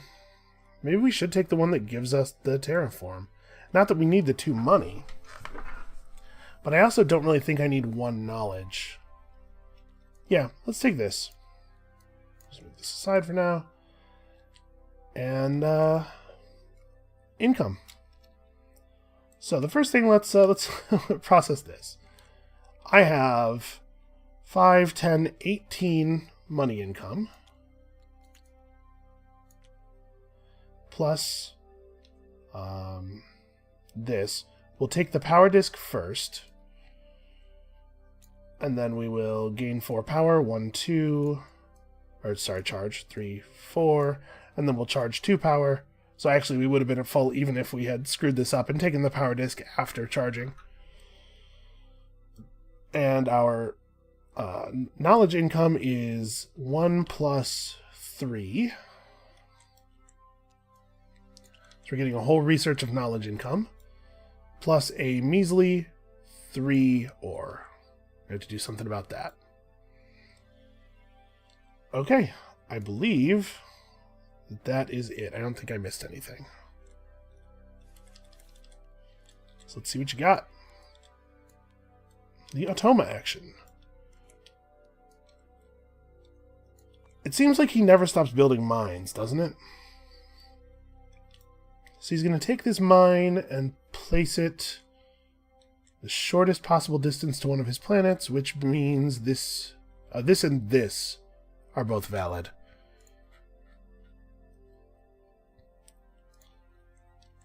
So the next tiebreaker is caring about the top card. The top card is new sectors. Neither one of those is in a new sector. Next tiebreaker is fewest terraforming steps, which is this one. Oh no, those are the same, actually. Those are both 1 terraforming step.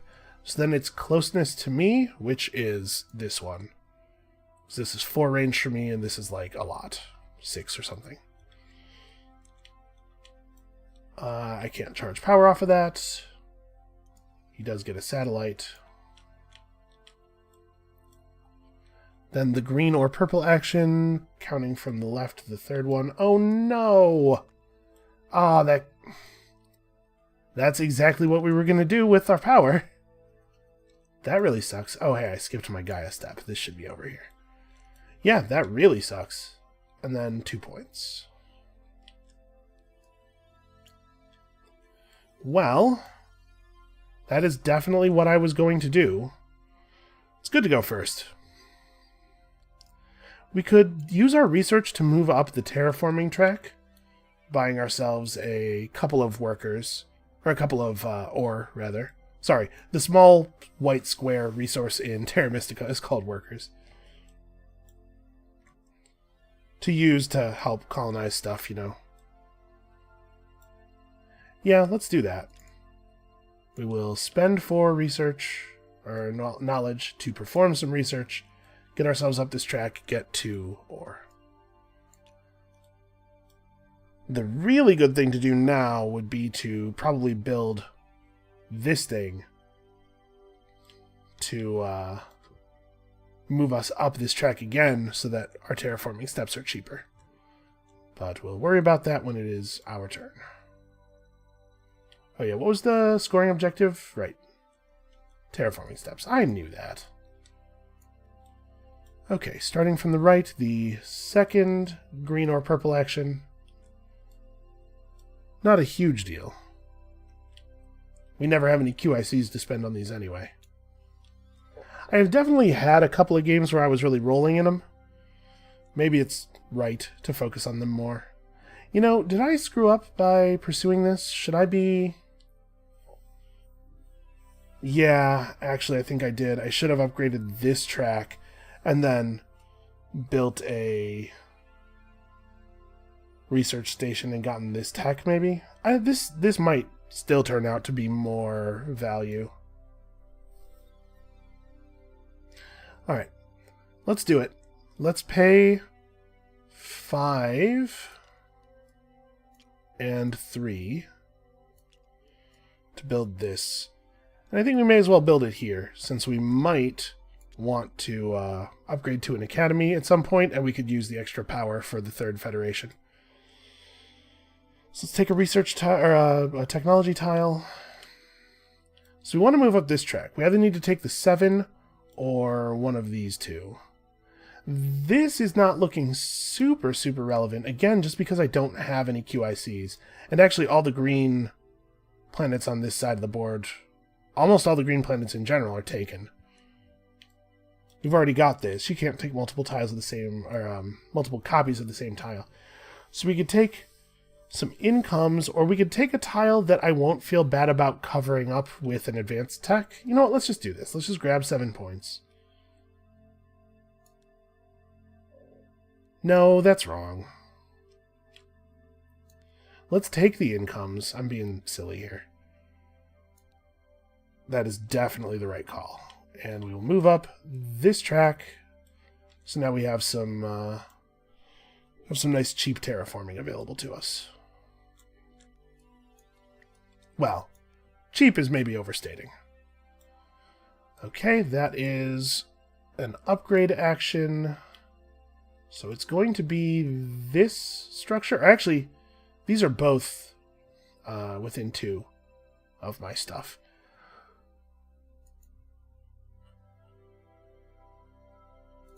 Directional selection is the tiebreaker after closeness. So directional selection is start at the bottom. So this guy gets upgraded to a trading post. And we can charge power off of that. Yes, I will in fact elect to charge 2 power at the cost of a victory point. That sounds like a great deal given the situation. Now we have a lot of power and we should spend it. Unfortunately, the most efficient way to get workers for power is lost to us. You know what, actually? We have enough power to do this. Get 3 knowledge, and then do our special action next turn. Get another knowledge, and then we can be at single cost terraforms. That'll stretch our ore. Okay, yeah, let's do it. I'm going to pay 7 power, which is 4 discs for us. We'll just go ahead and take the knowledge now.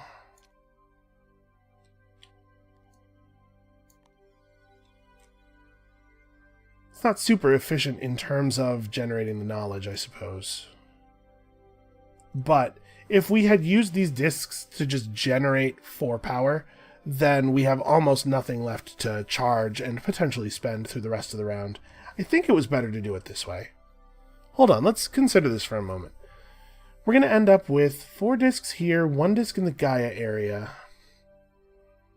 We would have had 2 discs to use for other stuff. You know what? Maybe that is wrong. Yeah, okay, hold on. Let's back that up. It's still my turn. I never took my hand off it. You know. What am I complaining about? The Automa's not going to throw a fit about it or anything. What if we do, in fact, just do this? Give ourselves 4 knowledge, and then, as our action, spend the knowledge. No, wait. Then we want to use these 2 discs, because right when we spend the knowledge, we're going to charge 3. So we want to spend these 2 discs on something. Is it just generate money? It might just be generate money. That doesn't feel right. Maybe it's gain a single ore? We certainly don't need cash right now. I'm gonna spend 2 discs for this conversion, and we're gonna get a QIC. Spend 4 power, get a QIC. Because it's the same amount of power spend to grab a QIC as it is to grab an ore. And we can downgrade the ore, the QIC to an ore if we want to, or we might use it for QIC stuff, potentially. We'll see. And then, that was all free actions. As our actual action, we'll spend our knowledge to do this research, making these super cheap and getting us 3 power charge, which is 1, 2, 3. Yeah, I think that was the right version of that. Maybe. Maybe.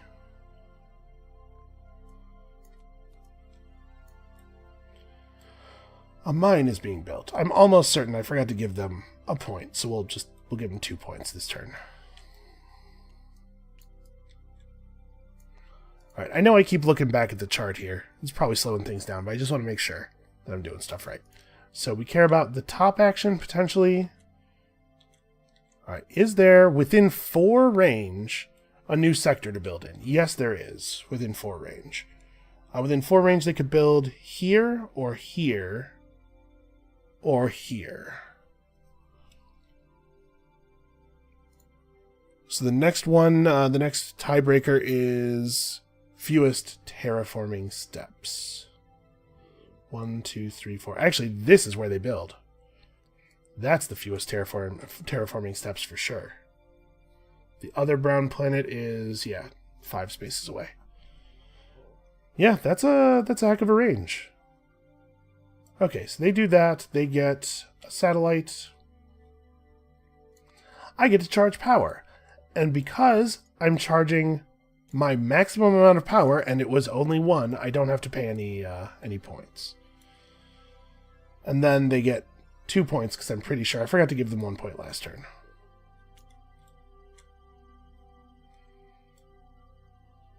That's actually pretty good for us.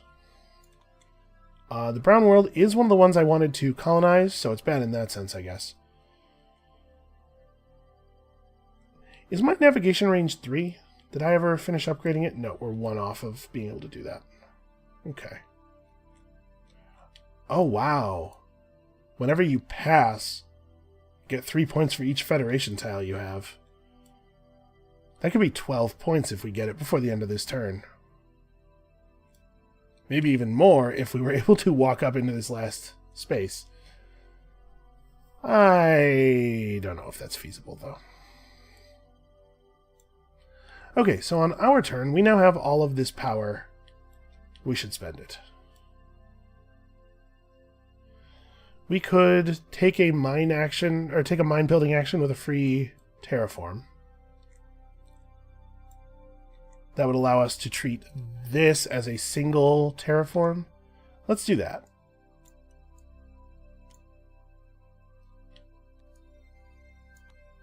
The other things we could do is make 7 money or make 2 knowledge.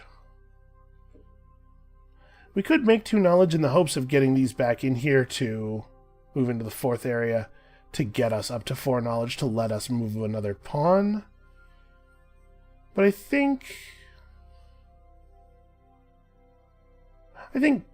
continuing to expand is probably right. So we want to build here. So that'll cost us 1 ore for a terraforming step, because it takes 2. And then 1 ore and 2 money. And we just made 2 terraforming steps, so we get 4 points.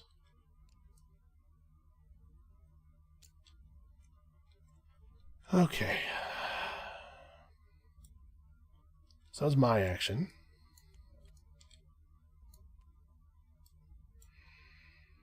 Starting from the right, the 4th one of these actions, and then they get 3 points. 1, 2, 3, 4. Okay. That's not a big deal. That one doesn't affect us too much. 3 points. I had just said it, and it immediately just went right out the other side of my head.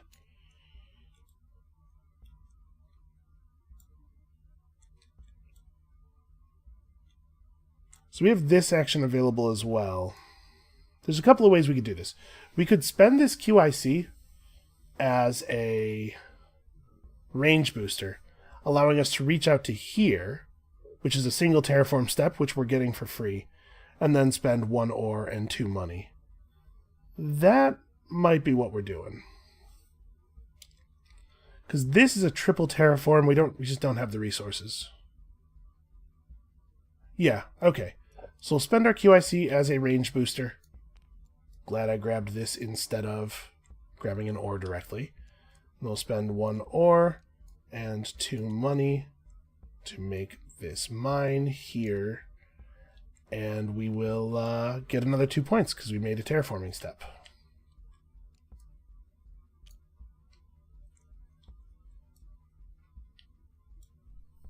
Okay.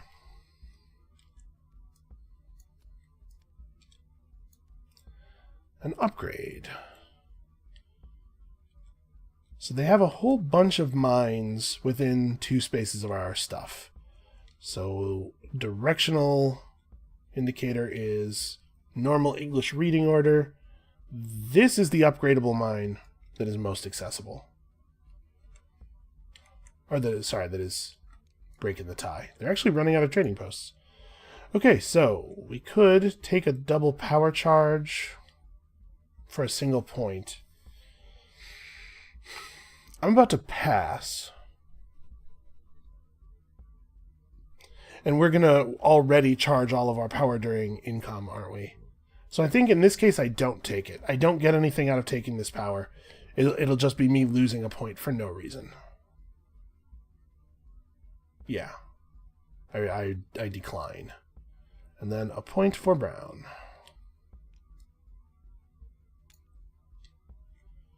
And then I pass. Right? I'm pretty sure. Yeah. So what is next round's moving up tech steps? Okay. So I pass, my thing goes on the right, and then we take... Which one of these is going to be the best score? If we build at least one of our academies, then this is the same number of maximum points as this. Or sorry, this is the same number of points as the maximum score on this, is what I'm trying to express. But for power charge doesn't do anything for us. We could take this one.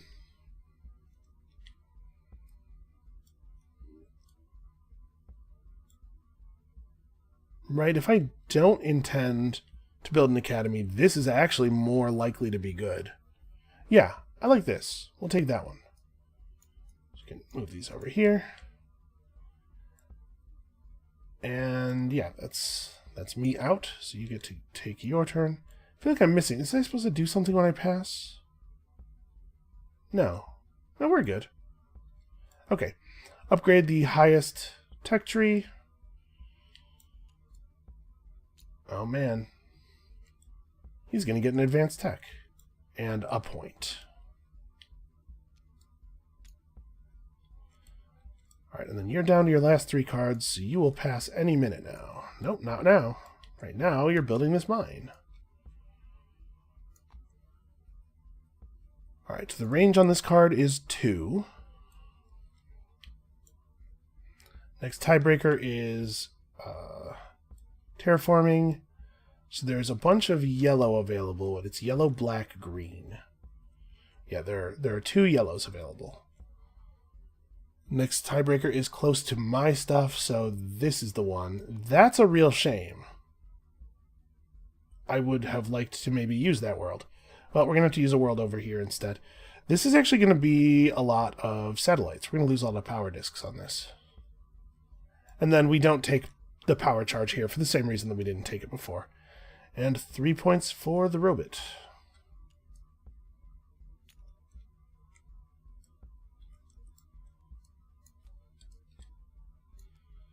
It just keeps working. A random area, the one that is rightmost. Alright, at least I didn't get any points on that. And this time, starting at the left, the fourth one advances. Oh, okay. So when the Automa has its pawn in the fourth slot and it gets to move up, it takes the advanced tech tile. It can't use it or anything. It's just, again, this is just, it's denying it to me. And 2 points for the Automa, and then it passes. So it takes the leftmost one of these. Honestly, this would have been a pretty good round booster for us. We could actually use the extra power discs. That's a shame that it passed so late.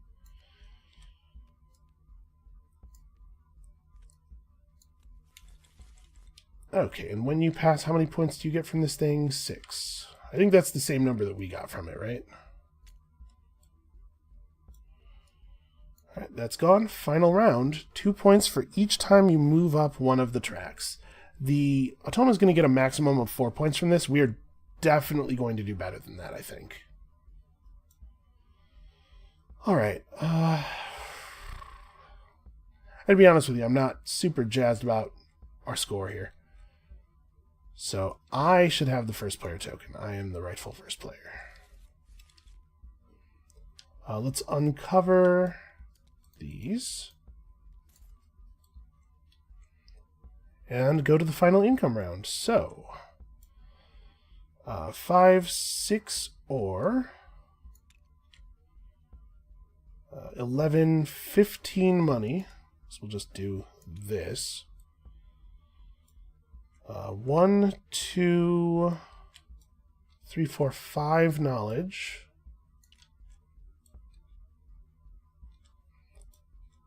4 power charge. Plus 1 power disc. And then 2 power charge. And then 2 power charge and then 1 power charge that is all wasted, unfortunately. I should have played the get more power discs action at some point.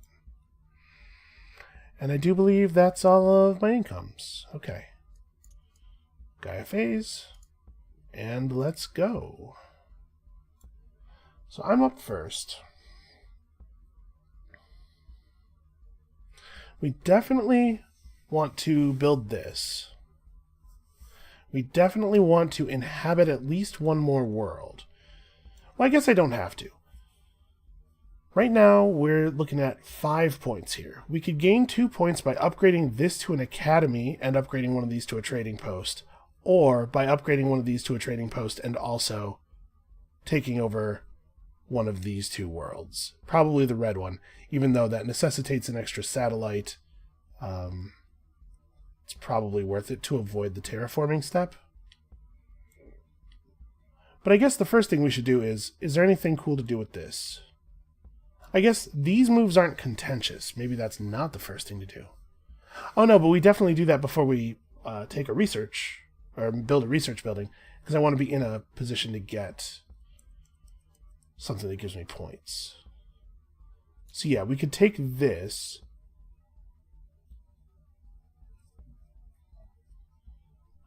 That's probably right. Not contentious. What's good and also contentious?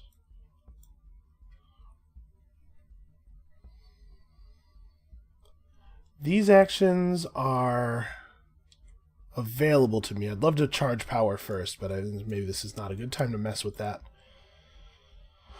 We could definitely use more ore. Yeah, okay. Let's drop 2 power discs to play the get me 2 ore action.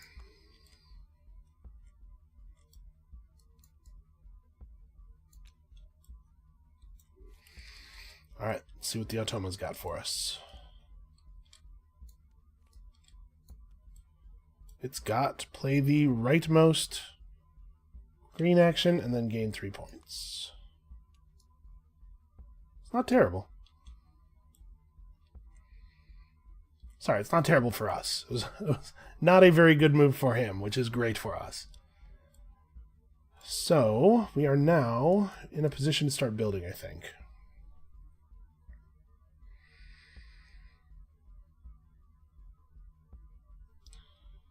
So let's... if we do 6 and 6, and we have 8 ore. That's enough ore to make our academy plus the trading post. But if we make an academy, we're actually removing a research station from the board rather than building a new one out.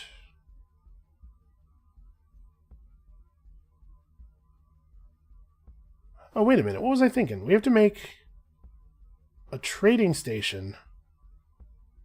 Then we have to inhabit another planet, and that's only 6. We have to make another trading station.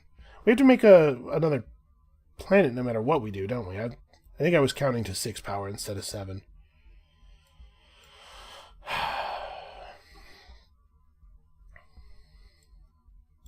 This third Federation is actually going to be pretty tricky. So we could make a research station out of one of these, right? Get a tactile. The tactile we get could be this one, which will give us 3 points when we pass for each Federation token we have. We'd have to spend our knowledge to move up here first, obviously. Then we take this. When we take this, we let it move us up the terraforming track. We flip over the 2 Federation tiles we have now, but we get another Federation tile, which we could then flip to do another thing somewhere. This would be easier if I knew what the state of my power was. So I think at this point, maybe we do burn a little time. Yeah, let's spend foreknowledge to do a research action. This research action. So we will gain 2 points from moving up one of the tracks. And we'll gain 2 ore. Let's let the AI run out some actions here first. So they want to go up their highest track, which they do. And then they get a point.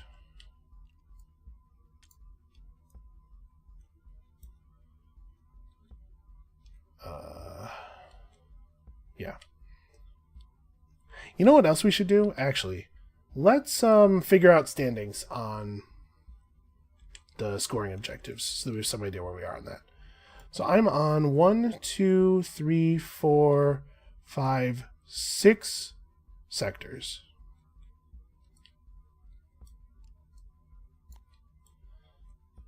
Brown is on 1, 2, 3, 4, 5.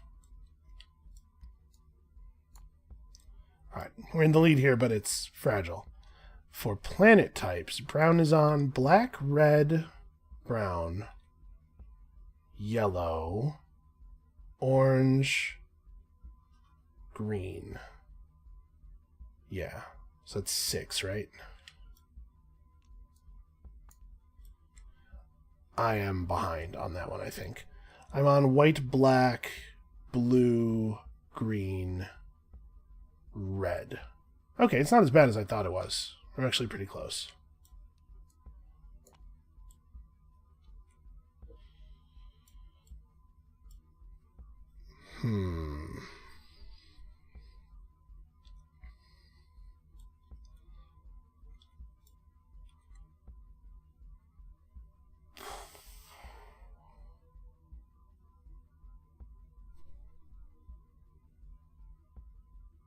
I've lost track of whose turn it was. So he's taken 2 actions,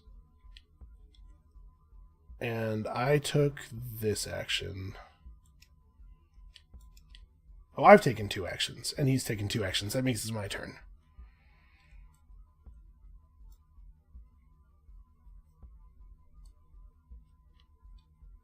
So it'd be cool if we could build in this sector, actually, so that we have all of the sectors, and we're guaranteed to hit the cap on that one.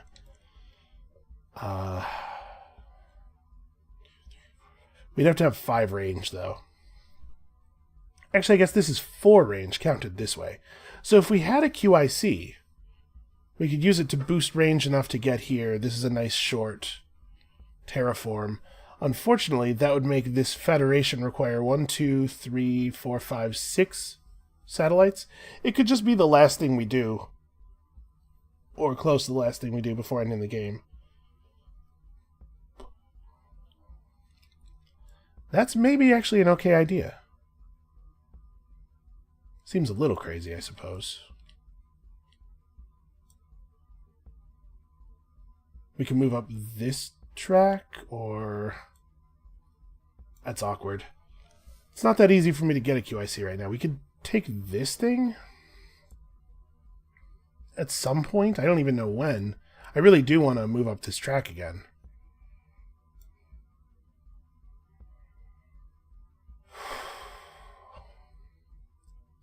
Let's go...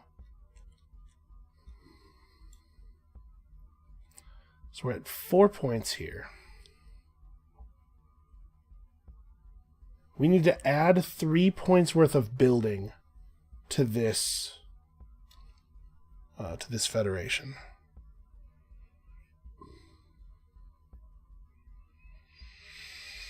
That's not... We needed 3 points of building to this federation. That's not easy. That's not a thing that we're going to be able to do trivially. So we have to build here for maximum scoring. But we could just build over here somewhere instead.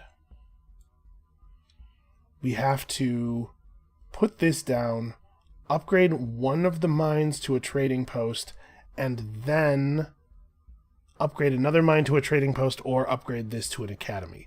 However, upgrading the second mine to a trading post would require me to play a research station over here first, because I will be out of trading posts otherwise.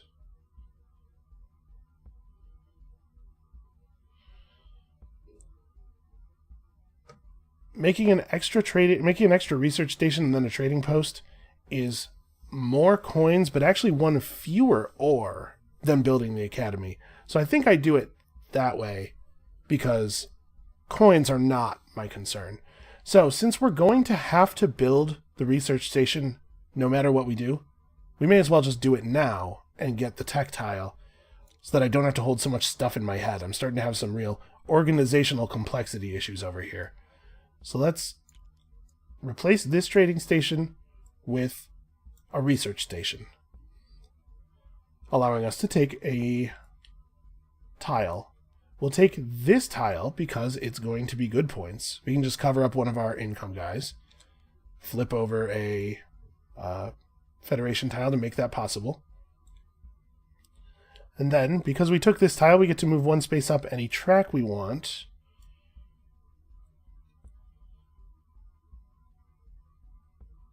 It's going to be this one. That's going to require us to flip our other Federation tile, and then we get this Federation tile. And this Federation tile scores us 8 points and also gains us 2 power discs, which I'm not jazzed about, honestly. 2 power discs is like a bad thing for us, actually, at this point. We're just not going to get to play a lot of power actions anymore. Oh, and 8 points. Yeah, I should probably take the 8 points. And then I get 2 more points because I moved up the tech track over here. Okay. That was an alright turn. And so this is going to be worth 9 points when we pass. And this is now worth 9 points when we pass. We are at building mines time. Do you have mines left? You have a mine left. Alright, within 2, being concerned about the top scoring tile, which is sectors. That's a shame. Oh no, but I've like completely blocked him out of this sector over here. He can't get in. So, and that's the one sector where he's not represented. No, he's not represented over here either. So he builds there. Shoot. What a jerk.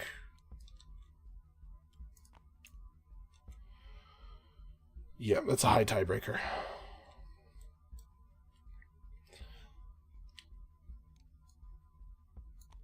It would be a really good idea for us to get into that 7th one. Okay, how am I going to get a QIC?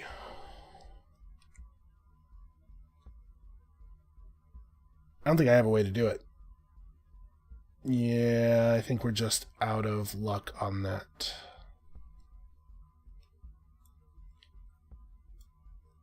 I can't really get another research tile.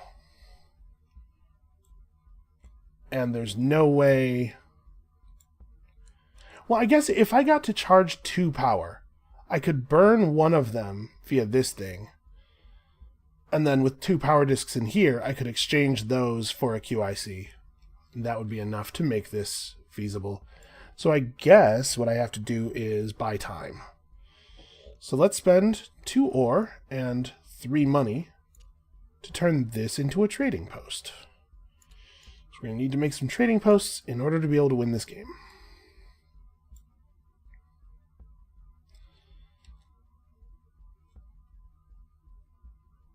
Oh, wait, when he built here, I should have gotten to charge power. Hold on a second. I just realized I'm not paying enough attention. So let's undo that. Hold up, let's rewind a little bit here. Yeah, when he built here, I get to charge 2 power at the cost of a point, which I, without question, do. That's absolutely, absolutely for sure right. So let's lose a point. Then we do that thing I said. We go, burn you. Well, I guess we don't have to do it now.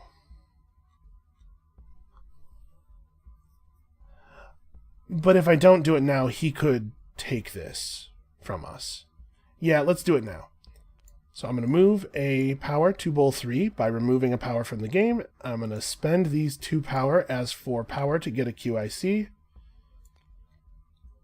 And then I'm going to take the build a mine action, using a QIC to increase our range from 2 to 4 temporarily. And we're going to build this mine here at a cost of 1 ore and 2 money plus 1 ore for the 1 terraforming step. And that is full population, right? We are on every sector tile now. Yeah, good stuff. Okay, now we do two trading post upgrades, and then we do in fact have a 3rd federation, which gets us a 4th federation tile, which is worth even more points. And what could we get with that 4th federation tile? We could get this guy. 12 points is pretty good. If we take this one, and we're able to get to Foreknowledge by doing so, then we get 6 points, plus we get to move a thing up, which is worth 2 points, plus we get 4 points for having the thing moved up. So it actually doesn't work out to be any better. Yeah, I guess it won't. It won't matter, probably. That was my action, though, so now it's your turn. Did I give it the 3 points from the end of that action? I am almost certain I didn't.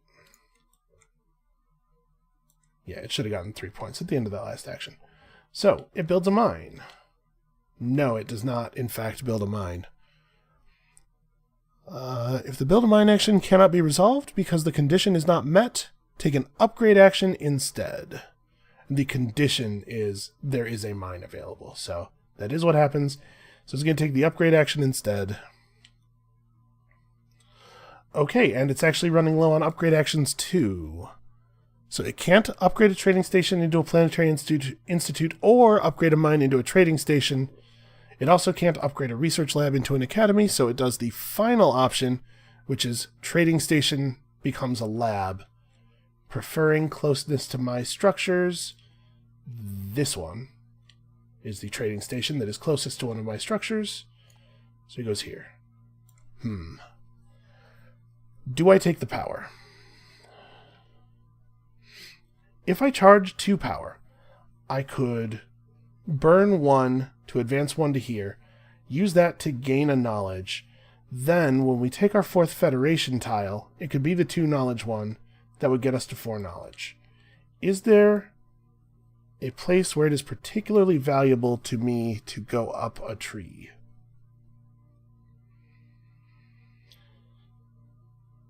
I think the answer to that question is no. Because keep in mind, we're talking about 12 points versus 12 points, except that I have to pay a point right now to get this one going, so it's actually only 11 points. So the thing we get for upgrading would have to be worth a point at least. We could get adjacent to another top tier, another advanced tech, but neither one of these is really worth anything. I'm not going to be laying any more mines down. This is 1 point worth of, 1 point worth of, what do you call it? Resources. I guess that is something.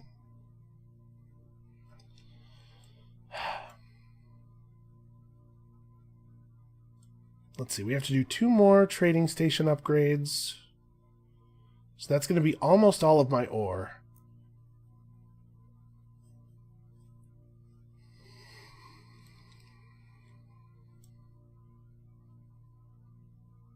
Oh, I didn't spend my QIC. I'm just thinking here. If there's any version of this that ends up with me getting to the top of the knowledge tree. Because, right, if we took this so that we could do the thing I'm talking about where we produce enough knowledge to get a research, and then we were able to move up again, the 9 knowledge that we get from this would be 2 more moves up tracks, which is at the very least 4 additional points. It's just a matter of whether we can ever get there. I don't think we can, but the point differential for going for it is pretty low, and if I figure out some kind of voodoo later, I will want to have done this. So the answer is yes, I will lose a point to gain 2 power, or to charge 2 power. He might, let us charge more power. Some version of this might work out. Sorry, that was like a really long consideration over a thing that almost certainly doesn't make a difference. But at this point, I want to wring every little bit out of this. Every little bit of opportunity, even. So if we were to go for you,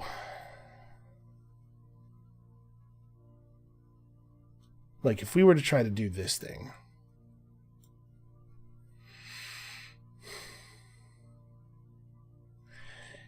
it would only put us on 6 power right now. We'd still have to have the resources to do a trading post upgrade before we could make the Federation. We have the resources for the for the trading posts. We'd have to muster 8 ore somehow to do this other thing. And then I suppose that does reduce our score by 3, doesn't it? Yeah, so this isn't going to work out the way I wanted. I suppose since I have to do a trading post upgrade in every case, we may as well just do it. 2 ore and 3 money turns this into a trading post.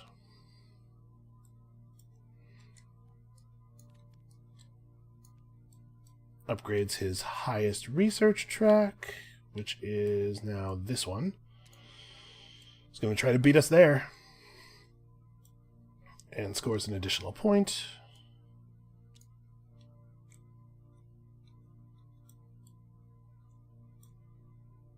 I was really hoping he would do something that would charge me power. So we're at 6. I think the only thing we can do is just make the trading post. We don't get to do the other cool thing. That's a real shame. I was hoping to get another tech tile there. It would have been really good. So we're at 3. We would have to find 3 ore right now. We actually just don't. We don't have a source of 3 ore. Yeah, if they had charged power for us there, we could have pushed 2 power into the last bowl. That still would not have been enough. There's no version of this where I get to play my academy. Okay, that's fine. Let's upgrade this guy, I suppose. At the cost of 2 ore and 3 money.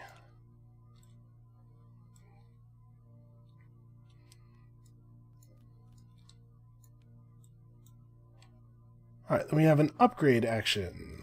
So there's now a trading post available again. We're back to upgrading mines to trading posts. It's this one because it's going to be an adjacent building.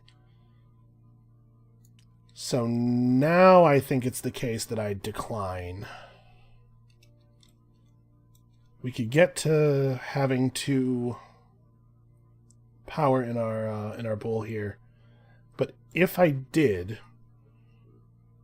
what would I even use it for? The 1 power that we're going to get from burning is going to be enough to push me up another point of knowledge. But after doing that, yeah, we decline. We decline to take power at this point. Then this is the time where we make our big move. So in order to build our federation here, we have to go 1, 2, 3, 4, 5, 6. It's not the most efficient federation in the world. 1, 2, 3, 4, 5, 6. Power disks gone. I'm really glad I didn't take power there, actually. That would have been terrible. And we get to go and take... I'm going to take this guy now. Yeah, it works out just fine. So 6 power is 66. Gains me 2 knowledge, and then we have the other knowledge right here. So it is your turn. I didn't give him his point, I don't think. Upgrade a random track, second one from the left. Okay, well at least that's not any points for him. And then I'm pretty sure I forgot to give him that 1 point. I keep forgetting that. Fairly sure. And then it's our turn again, and I don't think I have anything fun to do.